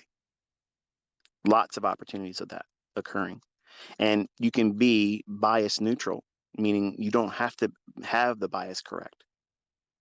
So for the folks that are struggling with bias right now, I'm giving you a way to study and look for setups. And it's such a small range of movement and price. 5 handles is nothing. Like it's literally nothing. But for you, it may not have probably seemed like worth it at all because you hear other people saying, 5 handles, you got a little dick. No. 5 handles can change your entire life if you know how to find them consistently. High frequency algorithms are taking many times huge numbers of trades just to get less than 1 handle move. So who's fucking laughing? Okay. The clowns that have an ego problem and have a superiority complex and they have a small audience. That's the ones that are bitching and making up bullshit. So you shouldn't listen to those people anyway. But what happens if you're aiming for those 5 handles, but you don't have the confidence yet because you're new, and that's understandable, but you take it off when you get 3 handles. And you do that for months until you find that level of comfort doing it. Because some of it is going to be requiring you to do things longer than you think it's going to take right now. And when I just said that, what? Several months. And some of the trolls are snickering and laughing. He said, do 3 handles for months because this is hard for some people. It's scary. Like I had to overcome a lot just to get into trades in 1992. Like it was scary after my first trade, which I impulsively just jumped in because I had to just do something. I felt like I had to do it. And if I could be honest for a second, it was much like when maybe this doesn't make sense. I think I've talked about this before. My son Caleb said that he understands this perfectly, but it might be a byproduct of us having the same DNA too. But have you ever drove your car? And I promise we'll come back to the 3 handle and 5 handle. I promise we're going to go right back to that. But when we have episodes where you're driving, okay, just say I've experienced that. Or if you never experienced it, but you think it's fucking weird and funny, respond on Twitter too. That way I know everybody's awake still. But you ever drive your car on a bridge and start questioning yourself, what happens if I just jerk the wheel to the right really hard and just go off of it? Like, and did you ever feel that and begin to fear your body just doing it out of just like it's going to do it and you had no say in it, and fearing that your arm's just going to do it like a knee-jerk reaction, like a reflex? It sounds crazy to some people, but I promise you, in this audience, I guarantee you, some of you have experienced that. And you're thinking, man, I hope I don't drive off this bridge. You don't do it, but sometimes you start questioning, like, what happens if that happened? That would be embarrassing. No, you're going to fucking prison. Not prison, but you're going to the grave. And if you turn into a crowd of people or, do something like that into another car, you're going to injure somebody, then you're going to go to jail, right? Or die in the process. That moment when I got into my first trade in 1992 and I did that orange juice option, it was almost like that same feeling. Like it felt like it was an overwhelming, I have to do something, and almost like I didn't have any control over it. Like I literally was pushed subconsciously to make a dumb decision. And I know looking backwards at that moment, how it was one of the most reckless and just careless decisions I've ever done with money. And obviously the outcome showed me that that was careless. I lost 50% of what I put up in the option, which was a lot of money to me back then. And I just closed the account immediately after that. I said, okay, to me my money. I wasn't ready. I was scared that I was going to do something like that again and lose the rest of it, right? So you might have those impulses where you're fearful of what you might do to yourself in trading, which is what I had. And I had to be conditioned to go in looking at the market from a different approach than just one entry technique. It feels too, in my opinion, because I wrestle with all this bullshit and obsessive compulsive disorder, it feels too myopic for me to know only one way of getting into a marketplace. In my opinion of a highly efficient trader, they should have more than one way to get in. And I felt if I didn't have that, I was not properly equipped to trade. So I wanted to have a repertoire of things. Because in my mindset was, I'll have a tool for whatever the fuck they bring to me. Whatever that market's going to do today, I will have a trade. Now, I can do that today, but admittedly, that was a dumb decision, which caused me to make a lot of tweaks and mess with stuff and blow accounts trying to make things happen when I didn't have any proof behind what it was I was trying to force as a trader when I first started. And for some, if you listen to me as a benchmark of 5 handles, you're starting from ground zero. So 5 handles is a huge win. If you just get that one time a week and you stop and you don't lose it, that's a good thing. That's good, especially if you're doing it with a one mini contract.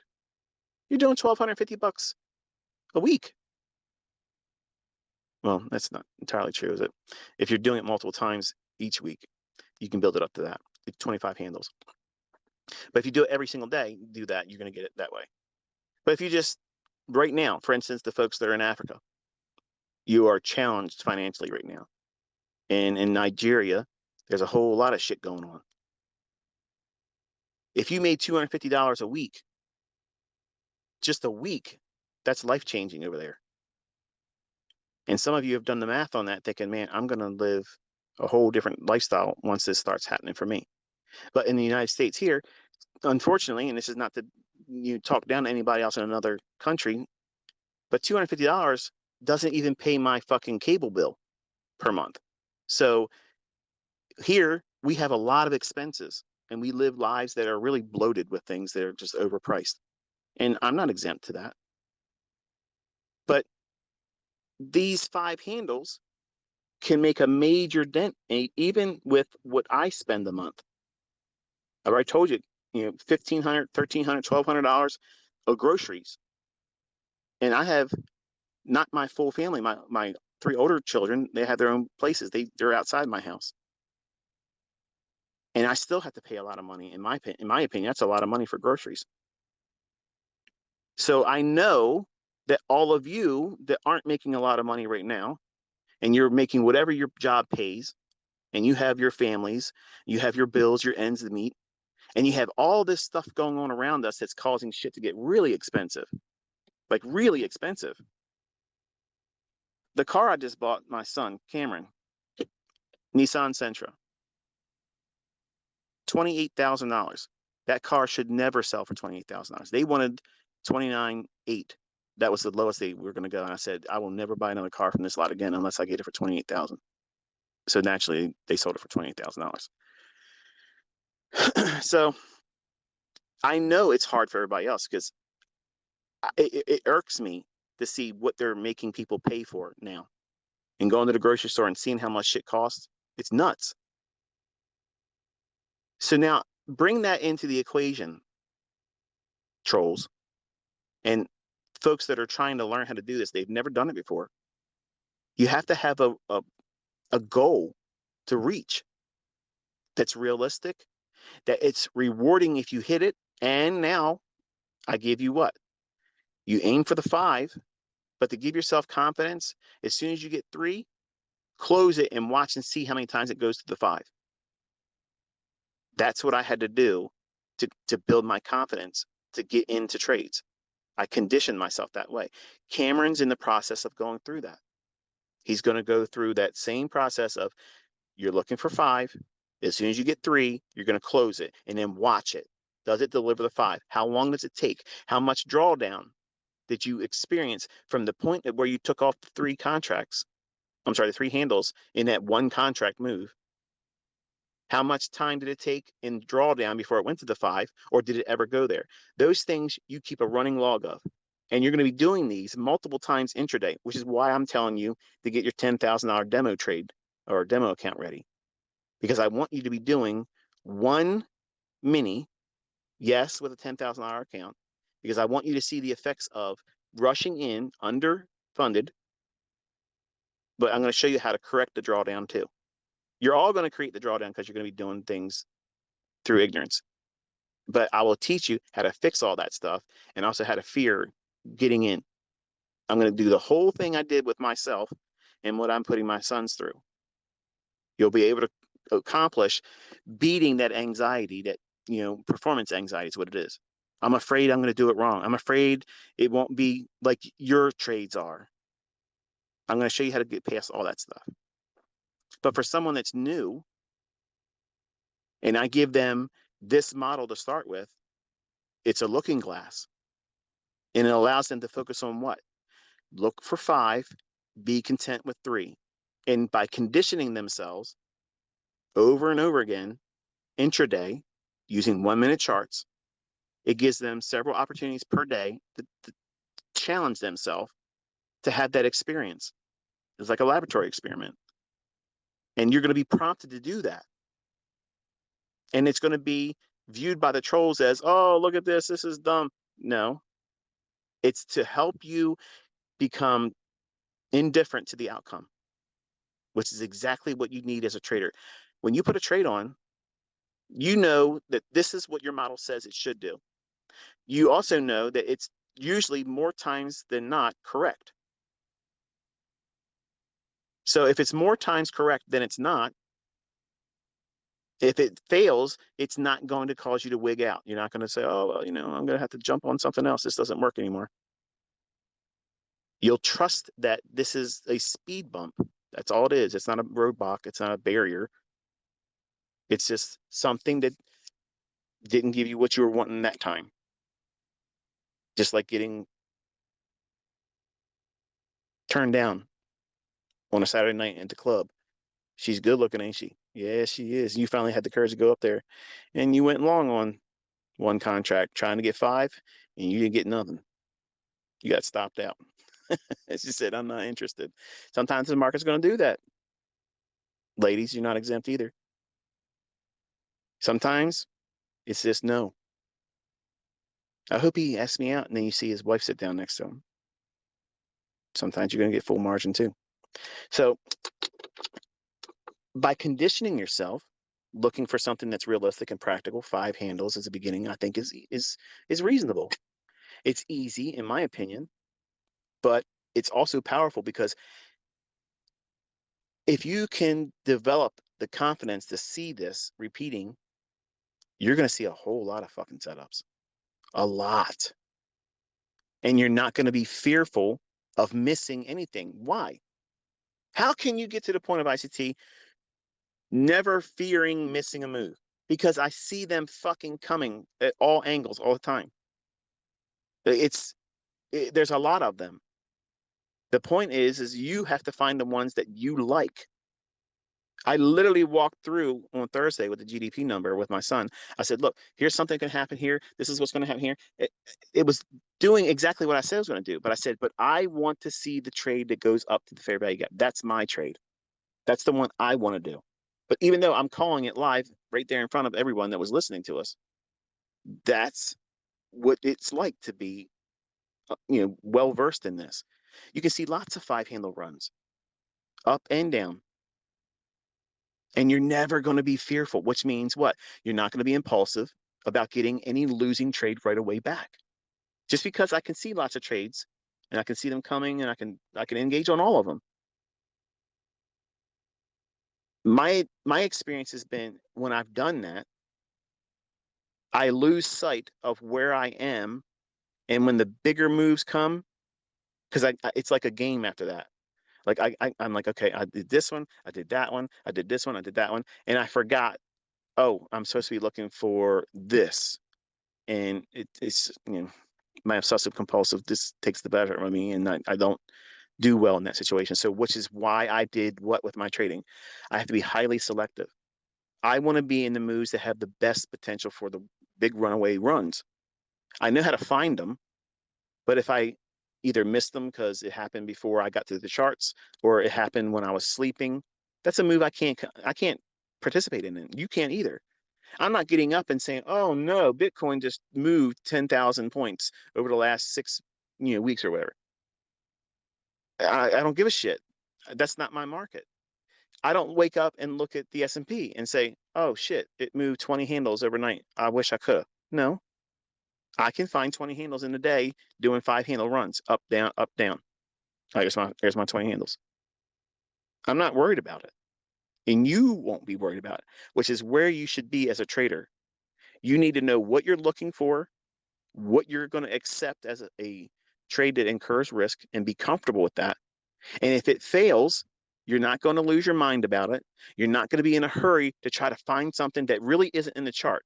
What you're trying to do is impose your will. You're looking through that looking glass in a losing position. You're in drawdown. You're going to manifest your next setup, even when it's not there. Why? Because you don't have a clue what you're doing. You don't know your model, because if you knew your model, you would sit still until it formed. Maybe you watch live streamers. Some of them don't live stream anymore because they wreck themselves. The ones that do it, if they're impulsive, if they go in and try to overcome and do more than they're supposed to, study them. If you know somebody that's like that, tell me who they are in a tweet to me.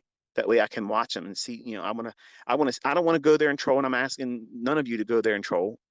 But if it's someone that you see that is impulsive, that's a wonderful social experiment to study and observe them, not to bring hate on them, not to make them feel bad. That's not what this is. But if they're willing to put themselves out there like a fish in an aquarium for everybody to look at, that's a perfect experiment for you to see what not to do and watch them feel the anguish and struggle, trying to do something, expecting some specific outcome that's never going to come, because they're just reacting to price versus predicting price. I saw a tweet by a guy. I'm not going to name him. We talked once, not directly, but through online posts and such. And he posted something to the effect that your job is not to predict the market, but to react to price. Okay, so that's some grade A bullshit right there, and that's the reason why your results look like the way they do. And sir, you know who I'm talking about. It's you, and I'm not going to try to say anything more than that. But you have to predict the price. You have to. That's what every winning trader is trying to do. So how the fuck can you say your job is not to predict price? That's exactly what the fuck we're doing. That's like telling the football teams, your job is not to go get touchdowns. What the fuck are we here for? I'm here to predict the future. We're here to predict the fucking future. You can't think about what the fuck you're doing. You're trading futures, for fuck's sake. It's in the name. That's what you're doing. That's what the fuck we're doing. We're predicting the future. And when I see these people say your job as a trader is not to predict the future price movements, it's to be ready to react to price. How the fuck is that sound logic? That doesn't make any bit of fucking sense. That makes no sense at all. What the fuck? That makes no sense. And that's not the only person that said it. It's regurgitated and it's posted all the time in shit from people that don't know what the fuck they're doing. How can you spend, seriously, folks, holy shit, how long did it take for you to see me calling these things before the fact to know that, you know what, this ain't random anymore? And once you get to that point, okay, once you get to that point where you know it's not random and this shit is controlled, does it make any bit of fucking sense to listen to somebody tell you, or the world tossing out an opinion into the abyss of the internet, say your job as a trader is not to predict price, it's to be ready to react to it? How can anybody that has spent any considerable time with me proving what it is that I teach and show you what the real market is, how can anyone palate that? How can you accept that or even entertain it as a reasonable fucking consideration for what we do? Nobody fucking can do that. Nobody absolutely would accept that. Let me explain why that is perpetuated in this industry.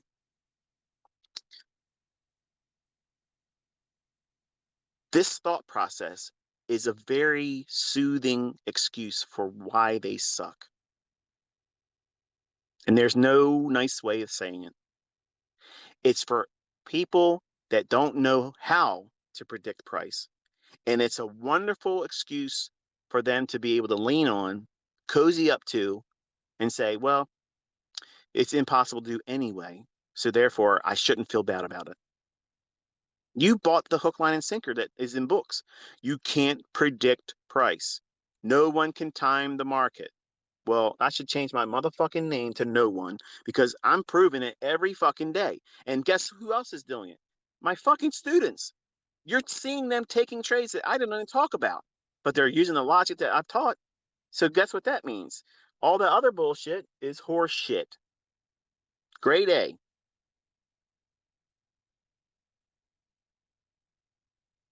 So yes, our job is absolutely predicting price. But in the beginning, you don't know how to do that.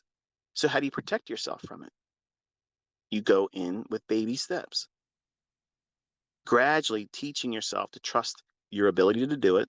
Also, condition yourself, build in coping mechanisms for bad character flaws, impatience, impulsiveness, gambling.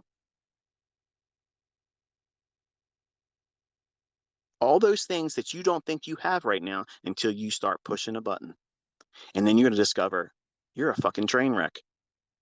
You thought you had everything together. Did you ever see those guys that go around on YouTube? My wife shows me this stuff all the time. I don't entertain it myself, but she's a TikToker girl, right? She's I mean, she fucking eats this shit up all day long. And I'm like, do you feel your IQ dropping watching this shit? Like, I when you share some of this stuff, I literally feel like you fucking stole time from me. Like, what do you see in entertainment value in that? It's dumb. But she shares this stuff with me sometimes. She'll say, look at this guy here. And they'll ask people, you know, how many states are in the United States? And some of the answers are shocking. And it's like, what the hell? That's nuts. And there's another one. So he'll say, hey, look, oh shit, I lost my train of thought. Some of you probably already know where I'm going to go with this, but I lost my train of thought with it. Damn it, it'll come back to me. Give me a second. Let me get a drink here. Let me think. It's spring weather, by the way. I don't fucking drink alcohol. It's these goobers that think I'm drunk all the time. I am just off the rails sometimes, yes, but I'm not inebriated. I don't drink and I don't take drugs. So the oh man, this guy, what does he do? He goes around and he asks people some shit. I don't know. I might not be able to come back. If I remember it, I'll tweet about it. I might even share a link to one of the videos. But oh yeah, that's what it is. Okay, thank you. He'll go up to a guy and say, "Hey, look at this woman here. What would you rate her? 10 being extremely beautiful, and 1 being a grenade. What would you say?" And they'll say, "Oh well, I think she's a 6." And sometimes these women are drop dead gorgeous, like beautiful, and they come off with some stupid shit like, "Oh yeah, she's like a 6, maybe 6.5." And then he says, "Okay, what would you rate yourself?" "Oh shit, I'm a 9." And they literally look like a buster. Like they don't look like they even have a fucking job. It's a mess. So they end up taking that guy's picture and sharing it to another person, saying, "What do you think about this person?" And they're like, "This guy's a bum, basically. He shouldn't be asking anybody out, right?" And it's interesting to see what your perception is about yourself, especially if you're opinionated about other people. And it's very much like a fucking Vinny, where you're a little dick guy that runs around and think you're a savage and you can't do shit. And your opinion of yourself is gigantic, right? So he ain't packing shit downstairs. He don't have a giant piano. And that's what's like when you see these characters in industry. Like they go around with their ego, they go around saying how you should do things, but they bring nothing to the table showing what they can do at all but failure, not doing well, and they spread bad advice. Bad advice. They don't have students that are killing it. They don't have profitable students. They don't have people proving it. Nobody's interviewing their students. Nobody's seeing anybody getting 6-figure withdrawals in accounts and companies that are literally interviewing them. So when you listen to other people talk shit about you our community and me and what it is I'm teaching. And if you entertain that, if it gives you any negative feelings, you're not paying attention, because there's no reason for you to be even entertaining that bullshit. There's so much proof in here, you're drowning in it. It's intoxicating. It is a fucking cult of winning. But in the beginning, you can't appreciate that, because what are you doing?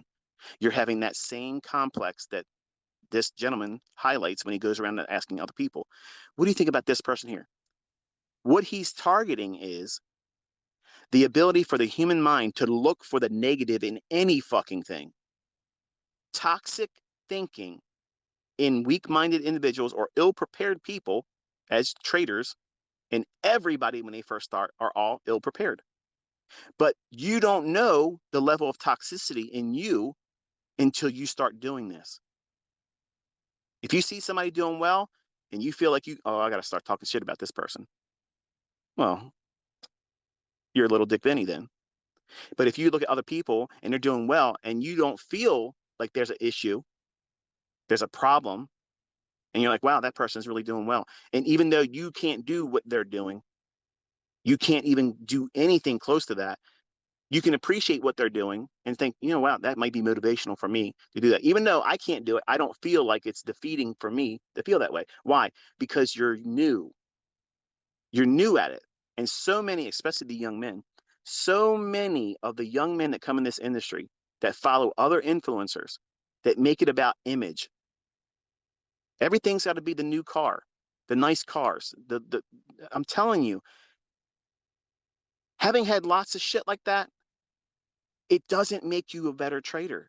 And frankly, nobody gives a fuck once you show it. Once you show it, that's it. You done shot your wad. It's done. What are you going to do?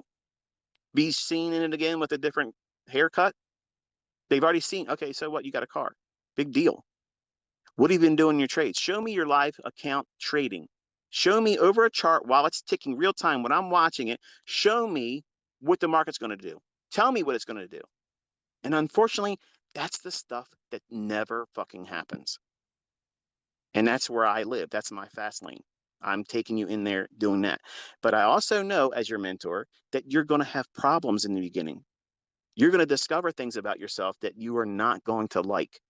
And you're going to impulsively, because you're not disciplined, you're not going to have the impulse of a professional where is, okay, I'm in a market environment right now that is not conducive for high probability. So I'm going to impulsively remove myself because my training tells me to do so, not run away in fear or not roll the dice and see what happens, which is predominantly what everybody does.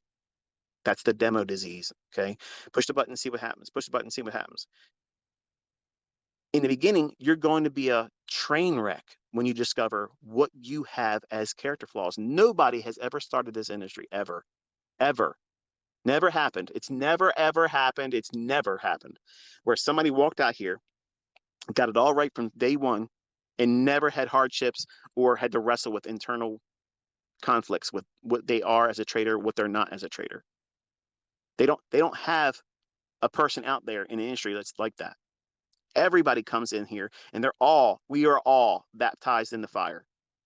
And that is going to be pain. It's going to be loss. It's going to be frustration. And guess what, folks? Listen, friends and neighbors, that is absolutely part of this. And that's why I never make any sugarcoating about it. I want you to know that's coming, because that way you're prepared to, number one, identify it when it does. And then you have to do certain things to wrestle it and subdue it, because it will undo you. I don't go out there and say, go out there and try to go for 10 handles a day. That's unrealistic. I tell you to look for one 5-handle move. That's what you're looking for. In hindsight, by doing that every single day, you're conditioning your eye to see it. It's the same thing that happens when you go out and buy a car. Oh, I got this car.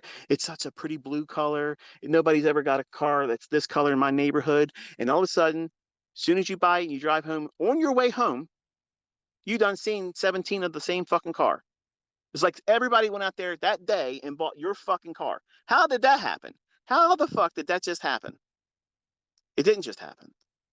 What you just did was you opened up and activated your reticular activating system. So now your subconscious that was filtering all that stuff out before, because it didn't matter that that car was owned by other people. You went to the lot, you saw it. Oh, I got to have that car. It means something to you now. It resonates with you. It's something that is part of you.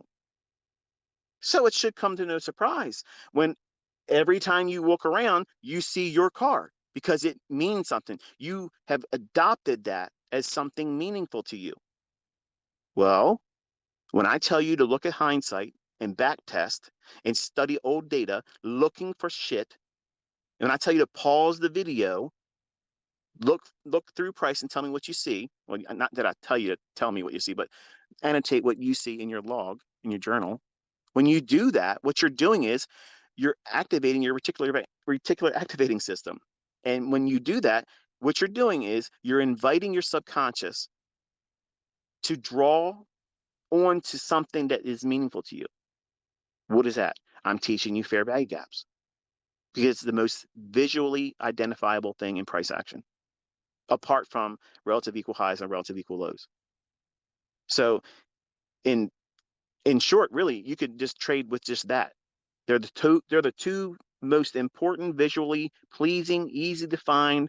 Jump on a chart real quick, any time frame, your eye will go right to the relative equal highs, relative equal lows. And if there's a fair value gap in the middle of it, and you know there's likely to go up there, well, you can buy the fair value gap and ride it up to the relative equal highs. There's your model right there. It's done. I just gave it to you and it cost you nothing. Probably some of you never even thought about it. And you're like, now, oh man, I never thought about it like that. Yes, it's just like that. But when you don't go through old data and you just binge watch my videos and you're not pouring yourself in charts, spending time literally every single day looking through charts, studying how these other moves that you can't make money or lose money in, everybody else is going to tell you it's a waste of fucking time. They're the same people that will not be trading with live funds 6 months later.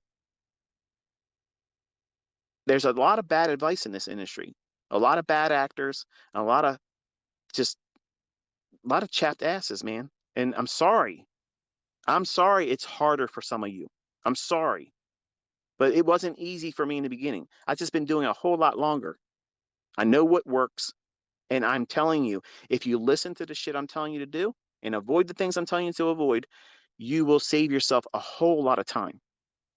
And be accepting, be flexible, give yourself permission to take up to this year and maybe into next year to get it. For some of you, if you give yourself a broad timeline with no definitive, I got to know it by this time. You know, in a lot of ways, I regret having told you that my last live stream is going to be the second Friday of November because it kind of pushed the envelope on pressure. Like now you have to, by this date, I gave you a deadline. When I teach you, don't have a deadline. I didn't tell you that so that way you can be fearful of it. I've told you that so that way when I get to that point and I say I'm stopping, I can say, remember I told you, because that's just the way it is. I got to have I have to have exit clause here. Okay. When I'm going to leave, why I'm leaving, and why it stopped. It wasn't because somebody ran me off the fucking internet. It wasn't because, you know, I'm locked up. It wasn't because I'm, you know, in the poorhouse. It's because Michael's going back to fucking doing what the book Michael does. Okay. Which is be Michael. And I've spent a lot of time, if I do this every week, every day, I'm investing a lot of time in all of you. And it's your job to do all the work in between, which is a lot. It is. And I saw a guy saying, listen, man, I love what you do, but listen, you know, you're doing these Twitter spaces and you only give like 30 minutes of applicable information. And we got to sift through all that stuff. Listen, kindly, sir, please, don't send me shit like that because that's the kind of stuff I block. Because you're saying my time investing into you, telling you all these things, you can't be successful if you just know the concepts of getting in, where to put a stop loss, all that other stuff. Because if it was just that easy, I can do that in a book and you won't make money with it. I can do that in a video because I've already done it, and you're not making money yet because that's not all it is required. You have to understand the person that's in you that's going to absolutely fuck this up for you. I'm sorry, but that's the reality. We're not always going to be prepared for doing difficult things, and this is one of the most difficult things on this fucking planet. You're wrestling with yourself in an industry that's designed to take your ass the fuck out. You're not supposed to make money here, man. You're not. It was not created for everybody to walk in here and just know what's going on and make money. It was designed for, well, P.T. Barnum said it perfectly. The sucker. There's suckers born every day. And they come in here looking for animal patterns and bullshit Mickey Mouse things that tells them it's going to go up because moving averages are crossed over, and they lose their ass. And they get mad and they think, okay, I didn't do it right at that time. And they push and push and push. And they lose their ass again, not realizing that the market doesn't respect any of that bullshit. And if they have a strong opinion of you about how they won't ever submit to somebody else's stuff when the other stuff is absolutely what's going on, they become absolutely toxic to themselves and anybody else that listens or looks at them. And Vinnies have happened all the time. I've had Vinnies on America Online. Okay. I've had those kind of creepy bitches. Okay. they're just, they're weak people. Weak. And you're going to have them too. If you go out there on social media, you make yourself known, you're going to do something and you're going to be consistent doing this. And you're going to rub all kinds of people wrong because they can't do it. And little dick complexes are going to materialize in men. Rarely will you ever see a woman come out there and start talking shit unless it was talking options lady. And she got real quiet when I said, let's go and let's start showing some daily. Let's look at the statements. Let's do it. Let's call it live and all that. And she just dropped off the face of the earth. Men are the ones that do it because it's ego, it's pride, it's the caveman mentality. And when you're young, you all, the younger men, you all want to do that because you think that's what this is about. And what you're trying to turn trading into is image-based. Image-based. Worship me. Give me attention because you need to feel what? Like I have always wanted to feel. I wanted to have affirmations given to me from my grandfather. I can't get that. So I pursue things to try to give me that high that I never got from hearing it from my grandfather. I wanted that man's approval and I can't get it. So I do everything in life trying to constantly seek the affirmations that what I'm doing is above grade of everything. And anybody that spends time with me really rolls their sleeves up. That's the common denominator response is this is next level shit. And I know that. I know that. And when I see you succeed, when I see you succeed and I see others that are among you in this community succeeding, it's thrilling to me. It's very satisfying. Like I love that you're finding yourself in this. I love it. And while you're doing it and you second guess yourself, it's like watching my children learn how to walk. And some of you are older than me, but it has that same effect. Like I am emotionally committed to you. I am 100% committed to you. I've given you my entire year. Every single day, I'm giving you myself.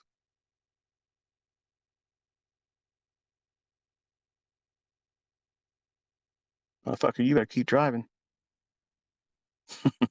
Fucking guy rolled up next to me. You better get your ass beat, motherfucker. So I'm pouring myself into, and see how it ruined that moment. We had a really nice moment there. That's where I would have been editing it out. I wouldn't be recording videos, obviously, in my vehicle, but I'm giving you something that no other mentor would. Number one, I'm doing it for free. And I love the fact that it's for free because nobody's going to be able to talk shit about it. Two, I already know I'm going to make monsters this year. Like I'm going to make ridiculous money making motherfuckers. And I can't wait. I can't wait. But I don't want you to fuck it up. I don't want you the person that doesn't know quite well how well you can fuck it up for yourself. So you have to listen to these conversations. It's meant for you to avoid the things that I and other people fucked up doing. You're going to fail doing things that you don't see coming. It's going to come out of left field. Oh man, I didn't realize I was going to do that. I was so dumb. Right. Right. And I'm telling you, all those pitfalls, those snares that's going to snap over, and take you by surprise. You're not going to realize it until it's too late. Without knowing beforehand, which is why I'm talking to you in these lectures like this. When I give you the things to think about, going into it, be aware that this is what typically will happen. Some people feel these things, these flaws will manifest themselves. In men, it's usually all image-based, Olympic-sized feats. Big money only is the thing that works best. Big P&L. No, steady P&L, not wicked drawdown in max loss days. That's what you want to avoid that. But you get that if you're trying to always swing for grand slam home runs. And if you don't know how to fucking trade well and you don't know sniper precision, you can't reasonably expect to do grand slam home runs day in and day out and let the market just hand you windfall victories like that. It doesn't make sense. And to hear people teach that's a practical, or try to showcase that as this is why you should be mentored by me, that's stupidity. That's ass backwards. You need to go in respecting risk, identifying risk, not just mentioning it in passing, but let me demonstrate what you should be doing and then failing in doing it, or never showing it at all. Like with the majority of these people out there try to promote the idea that they're consistently profitable, they're precision oriented, but they won't show you they know how to do that, which for me is very frustrating because it sounds like there's a whole lot of me out there, but I can't see it. And I love it. I don't care who you are. If you can do it well, I'd love to watch it. And I don't go on these other streamers and talk shit to them. I'm very supportive. And if you start live streaming, I can't wait. I would love to be in your audience too. I'm cheerleading you on too. I love this industry. I love when people have the courage to go out there and do it in front of other people. And if they can do it well, wow. I'm not a sports fan, you know what I mean? Like I watched the Super Bowl, just the last one here. And I'm not sure if it's like that all the time, but the last Super Bowl, I heard there was like a whole lot of shit that people didn't like. And I felt it was kind of like, well, what I expected, boring and wasn't all that. But it was a good game between them. But I'm not a sports fan. But with trading, like I'd watch anybody trade. To me, it's fascinating. It's well, like it's not to me. It's not like golf. Golf makes no fucking sense. Why anybody would play that is beyond me. But people watch that shit and they stand around and follow this guy walking around hitting this ball in this fucking hole. Which to me, I'm sure it takes a great deal of skill, but I got better shit to do. I ain't gonna be doing that. I can see how people can appreciate watching football, having watched a full game for the first time in my life. In the past Super Bowl just happened. It was entertaining going back and forth. I was like, wow, it's kind of like watching a chess game between really good players. Well, you just did this, well, I'll do that. You did that, well, I'll do this. It was good. Am I going to be a football fan now? Fuck no, I'm not, I'm not watching that shit. But with trading, I could watch that with anybody because why? It means something to me. Just like when I tell you as a new student to go through old price data, look at those moves, study it. What do you see that pops off the chart to you with what I'm teaching you? You may not know how to see it live. You may not be able to call it live, engage it in trade. And that's what's happening right now for a lot of you. You're watching me teach on something. We've been going for a couple weeks, maybe a month or so if you consider the beginning of the year in January.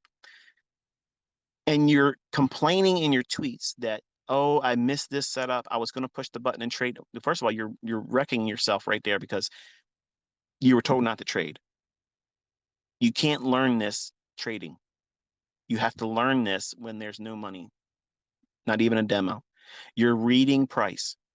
You're getting to the point where you're having that same experience where anytime you look at the chart, it's like seeing that car you just bought. Your eye goes right to it.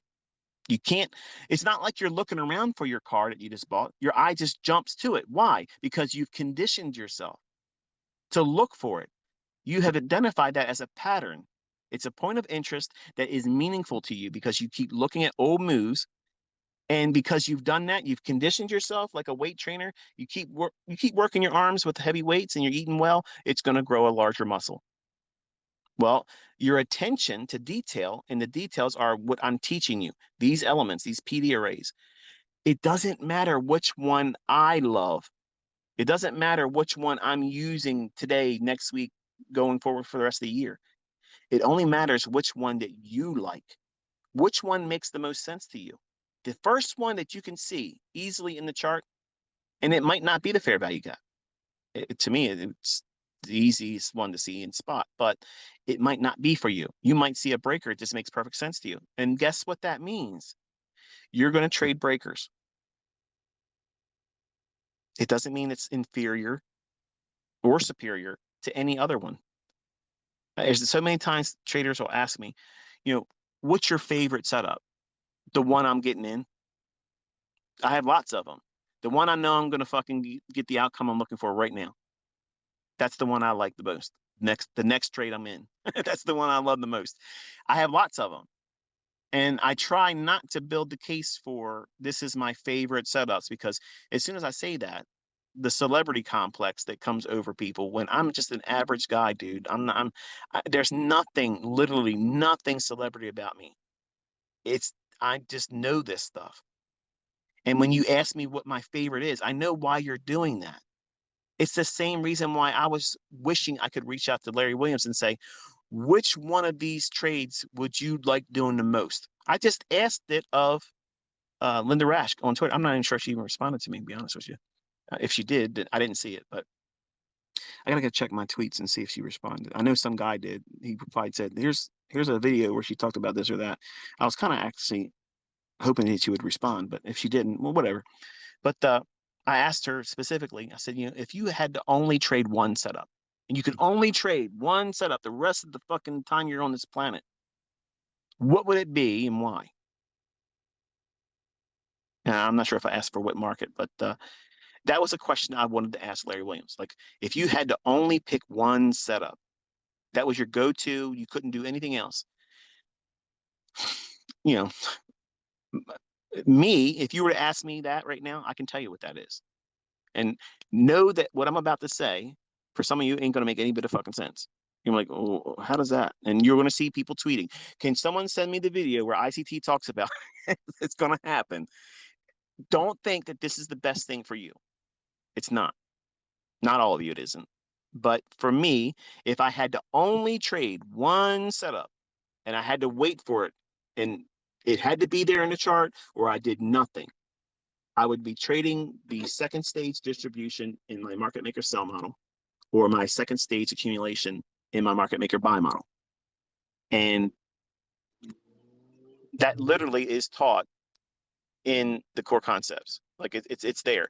I'm not going to say exactly that, but it's the second stage distribution of either reaccumulation for longs or redistributions for shorts. So I'm looking for a market that's really designed to go lower. Everything's in my favor. And it's a clear market maker pattern where it's going to go lower, it's going to go higher. And those moves are the quick, sudden runs, real quick. It's always going to be a low resistance liquidity run, which is why I'm saying that would be my, drug of choice. If I'm going to be saying it like that, I'm going to get my high off of that one. And it happens every single week. And it sets up as a one shot, one kill. So it would allow me to do whatever I wanted to do with it. If I want to scalp it and get little pieces of it, or if I want to run the whole thing and get a whole month's worth of income, it can come from that one setup. So it can give me whatever I want from it. It could be the one setup for the week. It could be the one setup for the whole month. It could be a training exercise for me to hone my skills on the 15-second chart and just pyramid the fuck out of it, while it's running. That's my unicorn. That's my setup. That's the thing that if I had to only do one thing, it's that. But clearly you can see I have other things I can do. And what does that mean? I can do whatever the market's providing me an opportunity. And right now, one market might be choppy. If it's choppy, what does that mean? I got to do something else outside that one. Now, can I trade 5 handles in a choppy S&P market? Yes. But what happens if that choppiness is in dollar and you're a Forex trader? Your mind should jump right to the crosses that are non-dollar because they're going to go crazy. Whenever the dollar's consolidating, look at Tuesday. And Tuesday, we had what? Really big runs with weak currencies against the strong currencies that were not having the dollar in the pair name. And they had really wide runs and several handles, or I'm sorry, several hundred pips. And some of them moving a lot this week based on that consolidation in dollar. So that's the reason why it's important for you to understand that there are many ways to take setups out of the marketplace, but you also have to have a macro understanding of what causes these markets to have the disparity between them. Because you need to have the disparity to have what? Movement. And without movement, we can't profit unless you're writing options. And we're not doing that here. So we need movement. As a intraday speculator, as a short-term trader, we have to have movement. So I'm teaching you to, number one, identify where that movement is going to be in the greatest probability. Is it going up or down? And then waiting time of day. What time of day should it do that? Well, that's the times I tell you to follow the marketplace. What happens on the day of the week that it's most likely to provide that? You're looking for higher medium impact news events because that's where it's going to be highly manipulated. We're waiting for those opportunities where the market just wonderfully invites the retail trader to step into a snare. That's why we're waiting for those high impact or medium impact news driver days. Not FOMC, not CPI, but anything else. Not non-farm payroll either, but any other event, medium or high impact. We love those days. We love those days because we know the retail trader is about to get sacrificed on the altar of trading. And you can have a moral dilemma with that if you want. I don't have a moral dilemma because I paid my dues. Everybody is a card-carrying loser when they come in this industry. That's just the way it is. And the smart ones learn how to lose professionally the rest of their life. They manage losing. That's what consistently profitable trading is. Every profitable student, every profitable trader, every profitable speculator is a professional loser. They know when to take their losses because their winners are going to run. They're going to let them do that. The people that don't survive in this industry are the ones that are trying to be professional winners, and it's the only thing they expect. And by default, they lose, and they end it for themselves. They really lose. They lose their account. They lose the ability to trade and speculate because they lose their mind. At some point, you might have a lot of money. You might have a lot of money. Say, you know what? If I blow a couple of accounts, it's okay. If I blow these funded accounts, all I got to do is reset. Okay. For some of you, there's going to be a time where you've done it too many times now, and you know it's a waste. You want it so bad, but you can't do it, and you won't spend any more money on it. You just won't. And they sometimes are the people that are begging people, buy me a funded account. I know there's people that can't afford it, but there are some that just can't bring it to themselves to pay for one more because they know what they're going to do with it. And they're like a drug addict. Come on, man. Come on, man. Give me another bump. Come on, man. Give me some spare change. I need to get on the bus. What you're doing is you're trying to get some scratch so you can get another dose of heroin. You're an addict, the wrong kind of addict. Around here, look at that fox. Wow. No, that's not a woman I'm talking about either. I'm talking about a four-legged animal. Wow. That's pretty.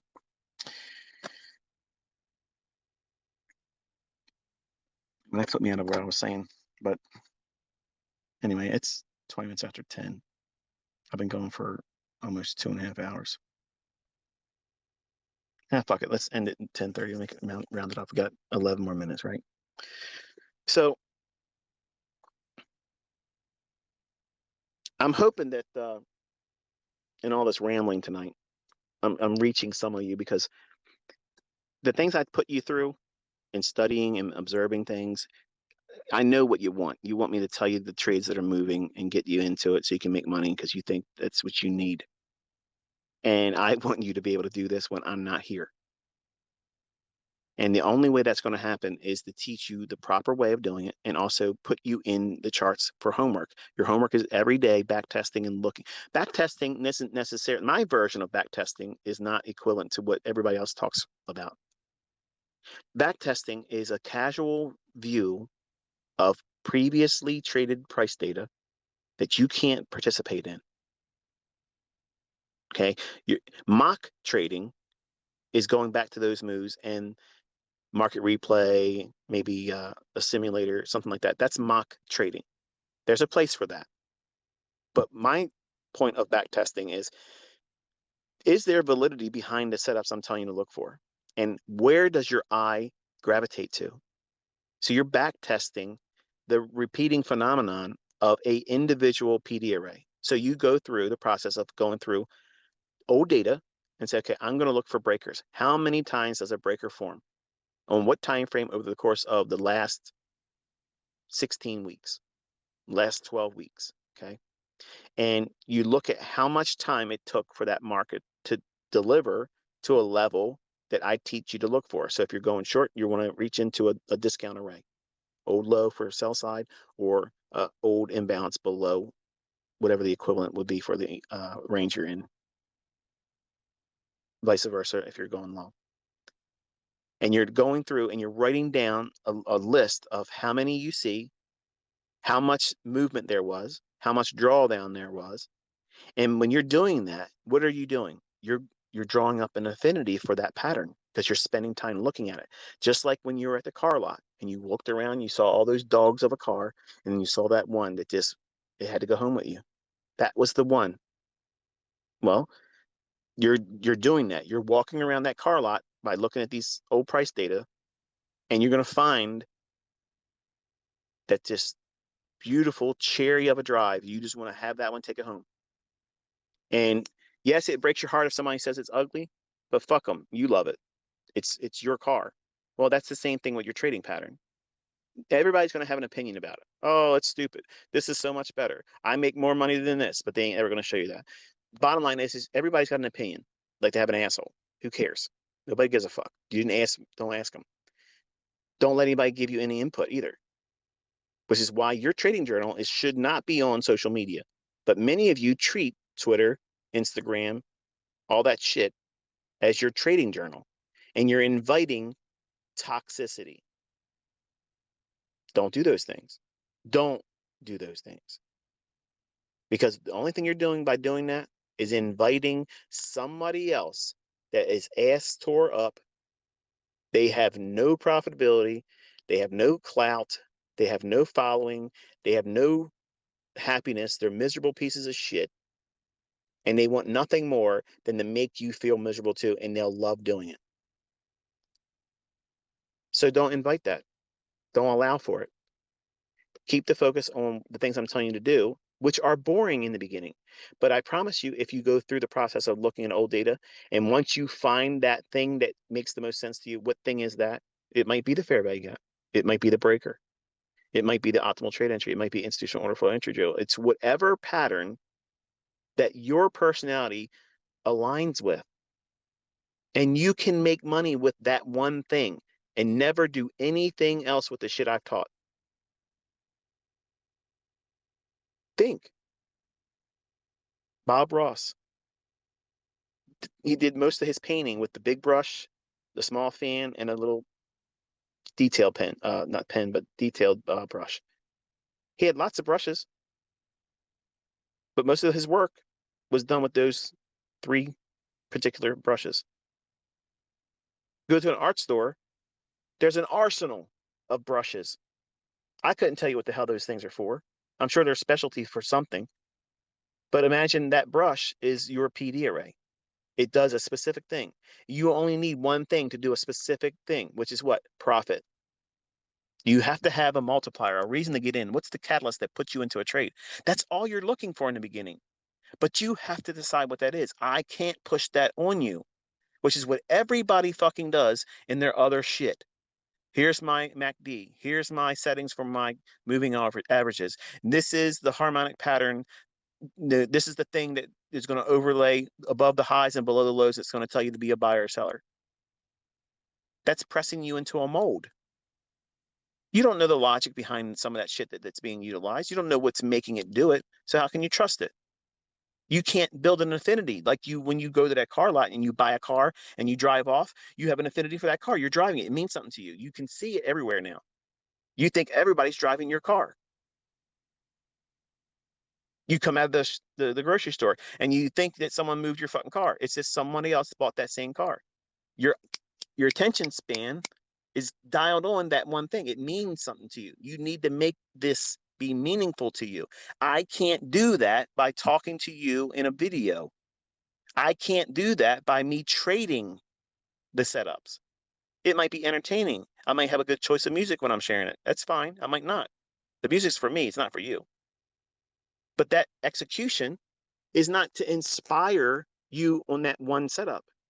It's to broaden your understanding that we're not limited to one setup.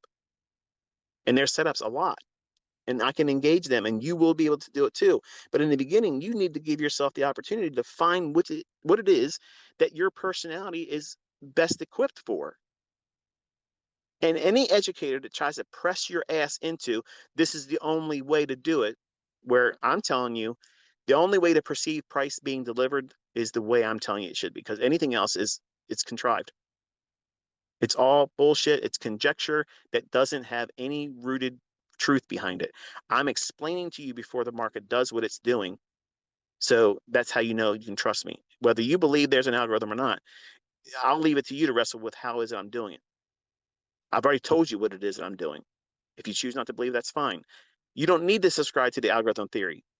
If you look for the pattern and you think it's going to unfold this way based on what I'm teaching you directionally, you don't need to have an algorithm in your head. You don't have to subscribe to it. You don't have to be a part of the religious cult that we have here. Okay? You don't need to be a card carrying member of the cult, okay? You can still trade my stuff and not be a cult member. So just relax. But you have to give yourself the chance, the real chance, to do this without having any outward forcing. Like I'm not manipulating any of you to do any one particular approach to trading. Notice that I haven't done that. And when you go through the core content, guess what it does? It gives you the opportunity to decide where you want to be. Do you want to be a long-term trader? Do you want to be a swing trader? A short-term trader? You're going to trade a daily range? Or are you going to be a scalper? The decisions are up to you. And you have to bring that to this you do. And because there's so many of you, I'm not going to meet you. I can't sit down and answer everybody's fucking email. And I have students that paid me. And years ago, they were mad. They were mad as shit. Like, you should be. I can't. Think about it. I put out a tweet. In minutes, there's 200 likes and comments. Like, it's to show you, literally, when I opened up my comments on my YouTube channel, you thought I was afraid of people saying shit. I'm here on Twitter where people can say anything they fucking want. But it's a sugar fest. And everybody wants me to answer their questions. And I can't physically do that. I'm one person. I only got so many minutes in a day. And I spend a lot already with you. So you have to be doing something. And that is going through the things I tell you to do and trust that the process will give you what you're looking for. But you'll be so much more pleased when you have decided on your end, the model, the approach, how you're going to approach the marketplace as a trader. And you brought that to this. I just gave you the tools. You decided what you're going to do. And it's very rewarding because you feel like it's yours. Yes, I taught you how to trade. Yes, I taught you these techniques and concepts. But your model is the model that you're going to create. And when you start making fucking money with that, and you tell Carl to pound fucking sand, you're out of here. Enjoy working, bitch. I'm out of here. Every day's a fucking weekend to me now. Fuck off. That type of mentality is going to be easy for you to obtain. Not that you should have that mentality and that brash and rude, but for some of you, you can't wait to tell Carl to fuck himself. When you do this on your own and you've made that model from your own hard work, you put all the blood, sweat, and tears, the effort, you work through all of your uncertainties, your doubts, and you have done it yourself. It's so rewarding. It's so fucking rewarding because you didn't learn it in a fucking book. ICT didn't lay it out for you like I did the 2022 model. There's nothing wrong with that model, but you have decided that this is what you're going to do using what was been taught to you. It's yours. You fucking earned it. You earned it. Nobody can take it away. Nobody can minimize it. Who gives a fuck what they fucking think about me, the community, the concepts? You think you're going to give a fuck? Seriously, think about this. If you're not profitable yet, are you going to give a flying fuck what anybody fucking thinks about what you're doing when you don't work anymore? When you have money in the bank that you don't have right now, is it going to fucking bother you how people talk about me? No. No, you're not going to give a fuck. And that's the right mindset. You're here to learn how to fucking trade. You're not here to protect me from assholes that have little dick complexes. You're here to learn how to trade, make money, find a model, and get on business with fucking making your life better than it is. Touch base every now and then when you got a chance. Send me a fucking postcard. There it is. There's no tethering to me. Just this year. That's it. Once you get your wings, fly, baby. I want to see how high you can go. I can't wait to see you do it. But you got to do the things I tell you to do. You have to. There's no way to do it other than that. You can't fumble your way through it. And it's going to require you to do work. And that means go through the charts, see things in price action and data that you can't trade. You're not even pushing a button on demo. Nothing like that. Not even trade simulators. You have to go through the process of finding what it is that makes sense to you out of what I'm teaching as a PD array. That's your first step. Because I already taught you how to find the draw on liquidity, and I'm giving that to you all year long. That will happen by default. You'll learn that because you're being exposed to it. That's the only way you did it. That's what happens. That's why I taught paid mentorships where they had to spend the entire year with me. They will see, they saw, it's documented. Nobody can change it. Nobody can say it didn't happen. It fucking happened year after year after year. Now you're seeing it on a minute by minute basis. So again, if it was fraud, you'd fucking know it by now. But that PD array, that multiplier, that entry pattern, that concept of getting in, you need to decide what that is. You need to decide that. Nobody can make that decision for you because I can't make you see a mitigation block. I can't see how I could go into the charts and make you see a breaker if you just can't understand a run on liquidity and a shift in market structure. There's two minimal criteria that have to be there for that to be a breaker. And if you don't understand liquidity or where people put trading stop losses and how they might look at the marketplace as a potential breakout, you won't understand a breaker. You won't understand it. You can see me pointing to it, but it means nothing to you. Why? Because you haven't studied old data enough to say, oh yeah, look what happens there. And you have to look at the chart and question, before this move happened, who was long and who was short? And if they were long or short, where was their stop loss at? And then reverse engineer all the price movements, because that's what I did, folks. That's what I was doing on America Online. I was literally going back through old data and I was looking for things that I'm teaching you. And when I started doing things and calling the market like that, I got noticed because it was too consistent. And I'm certain, I'm absolutely fucking certain, okay, that people are watching me do this on Twitter and they're watching me do it on a live stream. And I'm calling shit so precisely on a minute by minute basis. They're questioning, how the fuck am I doing this? I have to be doing this with magic. I have to be doing some kind of trickery. There has to be something going on. And the wonderful thing is you're all watching with real-time data and it's happening. And I'm leaving no excuse except for foresight. It's not hindsight, it's foresight. And you won't be able to do that unless you've done all the back testing, which is simply just looking at old moves and studying them. You're not trying to trade them. You're just observing how often does it form, how quickly does it move into profit, and how much drawdown would it be. And you're logging that. And you're putting down, okay, this market on this date, it did this. It moved this much to profitability.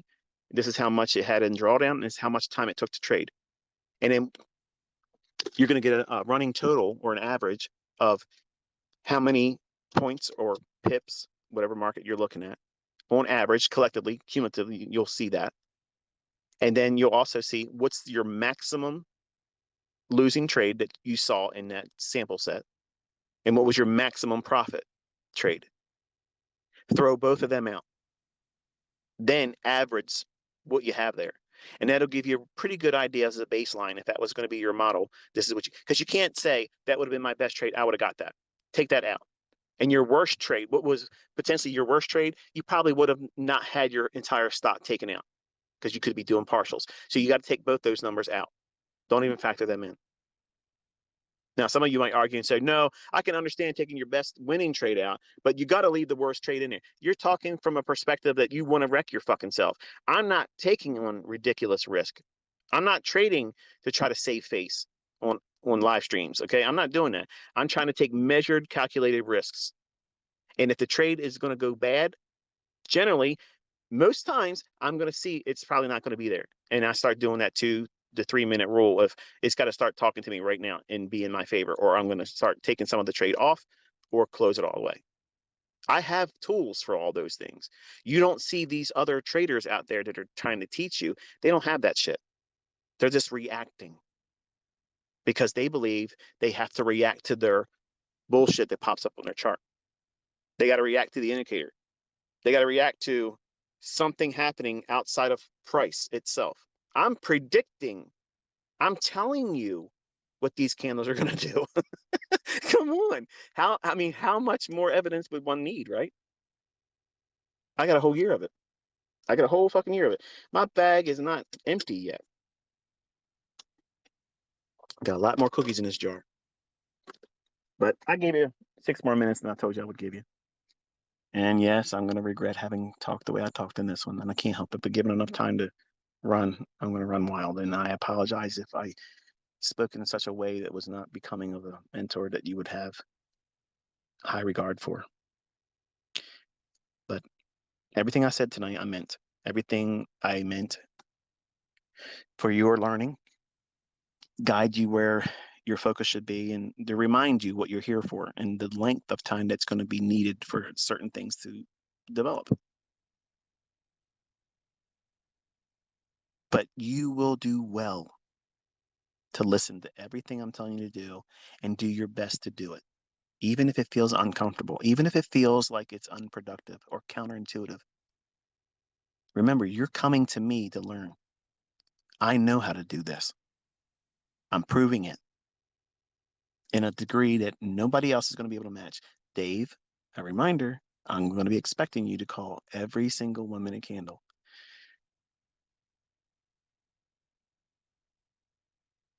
Five handles as a starting point, I think, is realistic.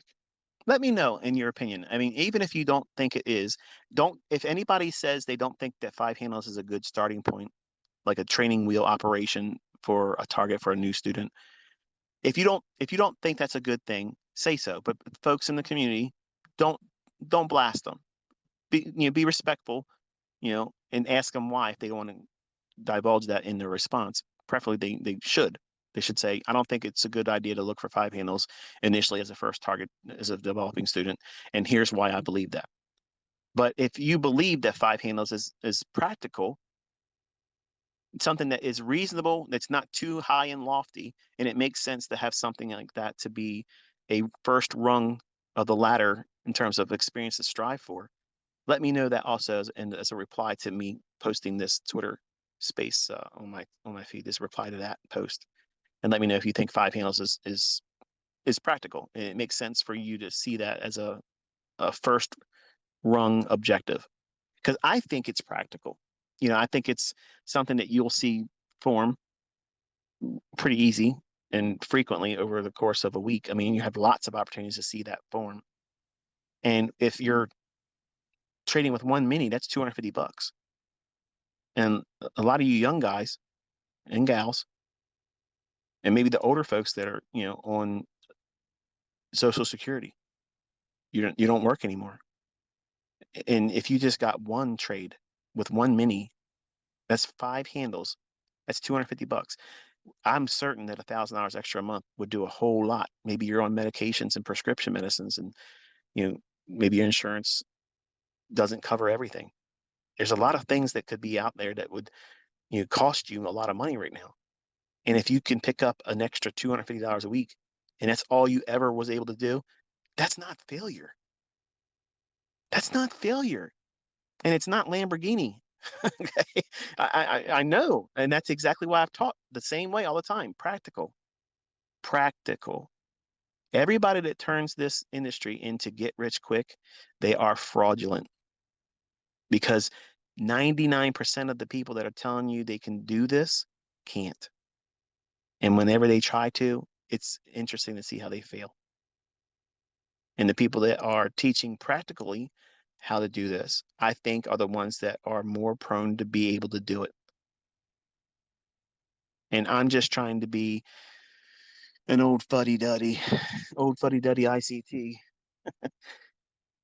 Nothing about image, just the bare bones, brass tacks, where the rubber meets the road. How are you going to take this and make money with it? And if you can alleviate some major bill, or maybe a part of one bill each month, and that's your first experience in profitability, and you find it consistently easy to do that, and you slowly, not quickly, slowly build up to eventually getting half of your bills paid off for the month, and then eventually replacing what was required in maybe 1 or 2 jobs to get your income covered. Now you can get it entirely from your trading. So now you've doubled your income. So the next step is to triple your income and save up $200,000 of your own money, not $200,000 in funded account, $200,000 of your own money. And then have a respectable amount of money for trading in yourself, your own money. And you can hold on to these funded accounts if they're still allowing that to be a thing. But you have to have money in the bank before you consider leaving your job. Just because you made a lot of money in your funded account and you had a 6-figure withdrawal, that's not an invitation to quit, because $100,000 is nothing. Like, that's nothing money. For some of you that find it as a first big windfall victory, it's life-changing for you. But it's not going to last forever. I mean, shit, you can buy what, 1 car now? I mean, most cars are so over, when we get the cars I like. But the point is, it's a lot of money to some of you, but it won't last you a long time. And you don't want to quit your job and lose one stream of income and put pressure on you because you have not fully adopted the mindset of, I have enough money, I don't have to take a trade right now, which is what would happen if you are undercapitalized, ill-equipped, and don't have the experience. You've been doing it for too little time. If you stop working and you now place all the emphasis on doing what? Taking a trade. Whereas if you're working your job, you can afford to take a loss. Your mental capital is a little bit higher in equity than that of if you quit your job, you don't have money in the bank. Why do you need $200,000? Well, chances are most of you don't have a $200,000 a year salary. Most of you probably don't have a $100,000 a year salary. So it's given, in my mind, at least like a 2-year padding of not needing to have the bill money made right now. And it gives you time. It gives you a cushion. And then you have a respectable amount of money to trade with. What is that? My opinion, 100 grand. And now you're thinking, oh, this puts me right at the whole ballpark. No, it doesn't. You're trying to quit your job too quickly.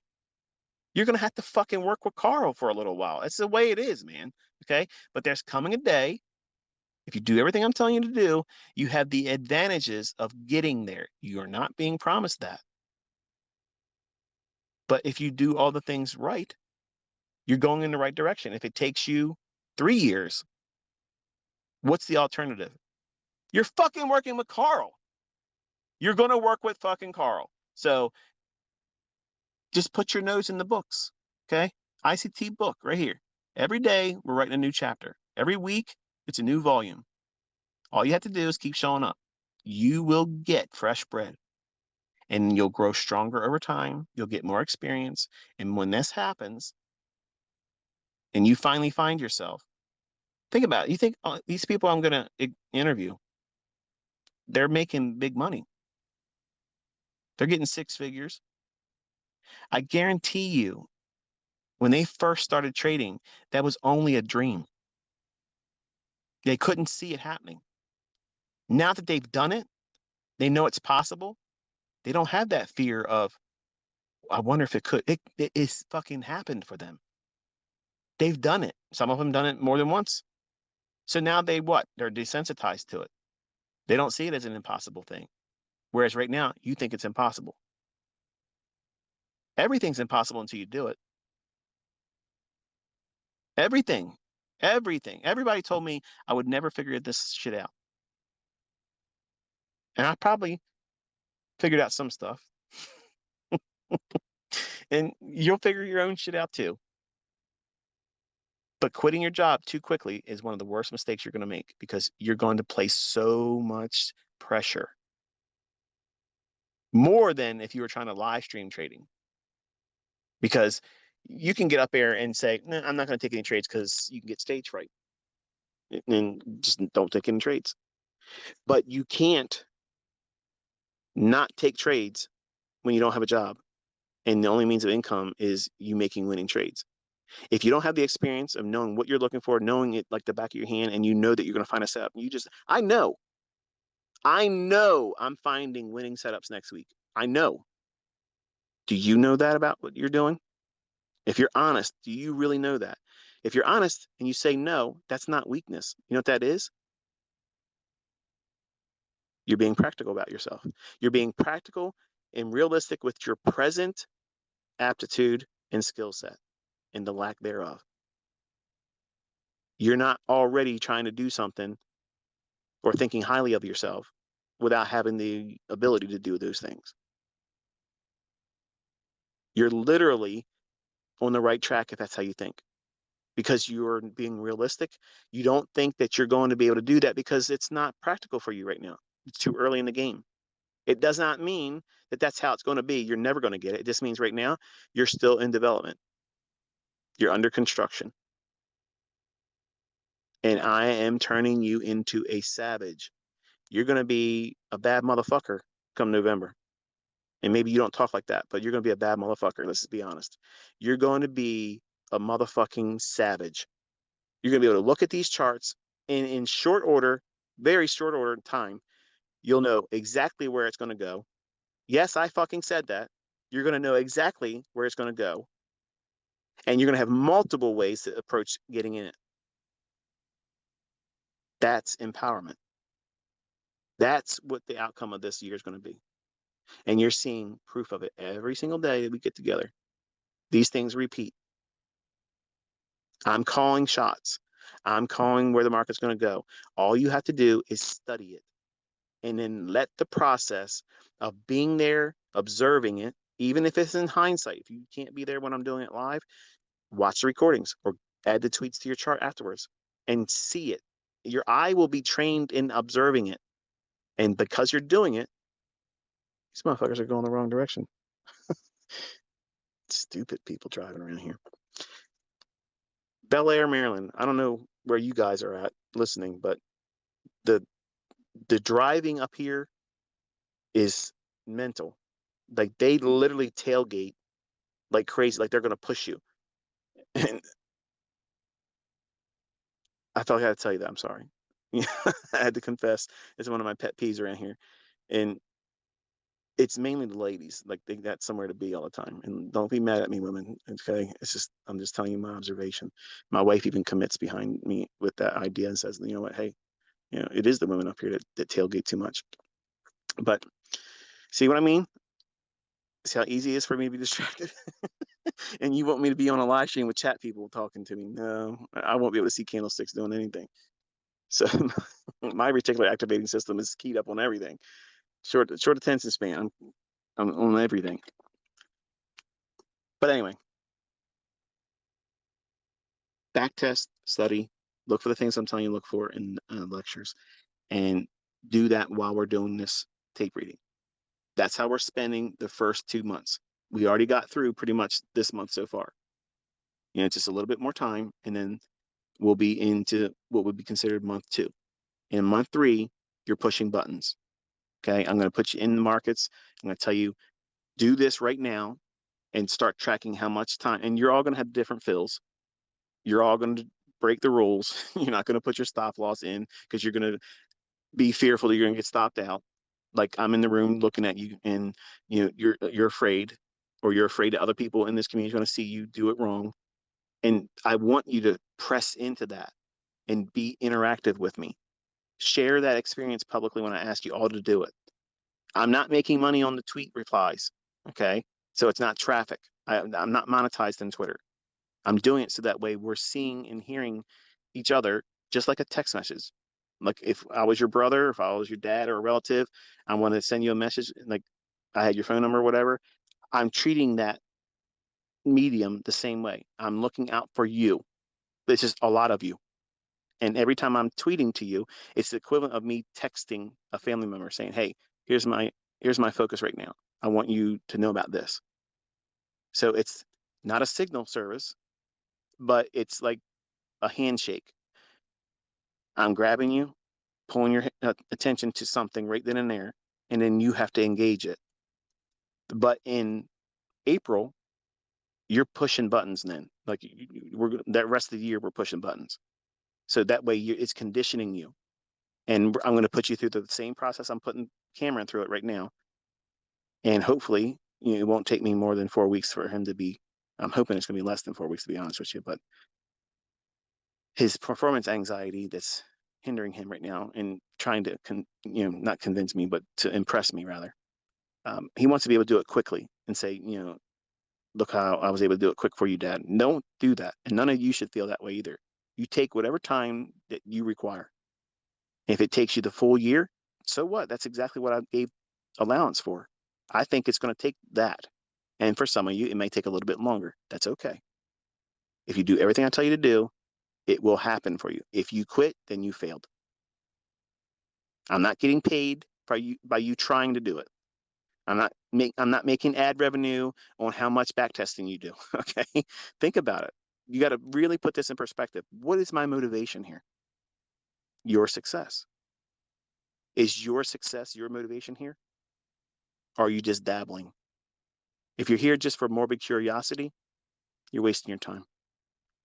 If you're here to wait to see some kind of failure, I'm going to fucking deny that. I'm going to love denying that all year long. But if you're here to learn, and you want to learn how to make a lot of fucking money potentially in the future where you can do this without me, we're learning in the safest environment there can be. There's no trading going on while you're learning this. It's all removed from the risks. There's no risk in this learning process with me. You cannot lose money. You cannot make money. You're literally learning how the candlesticks are going to form. You know after this what your model is. You know what you're going to wait for. And that's clarity. That's what everybody that fails does not have. That's what everybody that teaches everything in hindsight but can't do it in front of you with any consistency. That's what they're lacking. They can hit and wonder, and one hit wonder here and there, and they hope that they try to do that in front of people on the internet. And when they fail miserably, they go right back into their cave. And if they just listen to me and put down their bullshit, literally, this could transform everything they're doing. And it wouldn't be toxic. They wouldn't run around trying to tell everybody they're low IQ assholes and shit. Okay, they could finally be profitable and consistent and not be so toxic.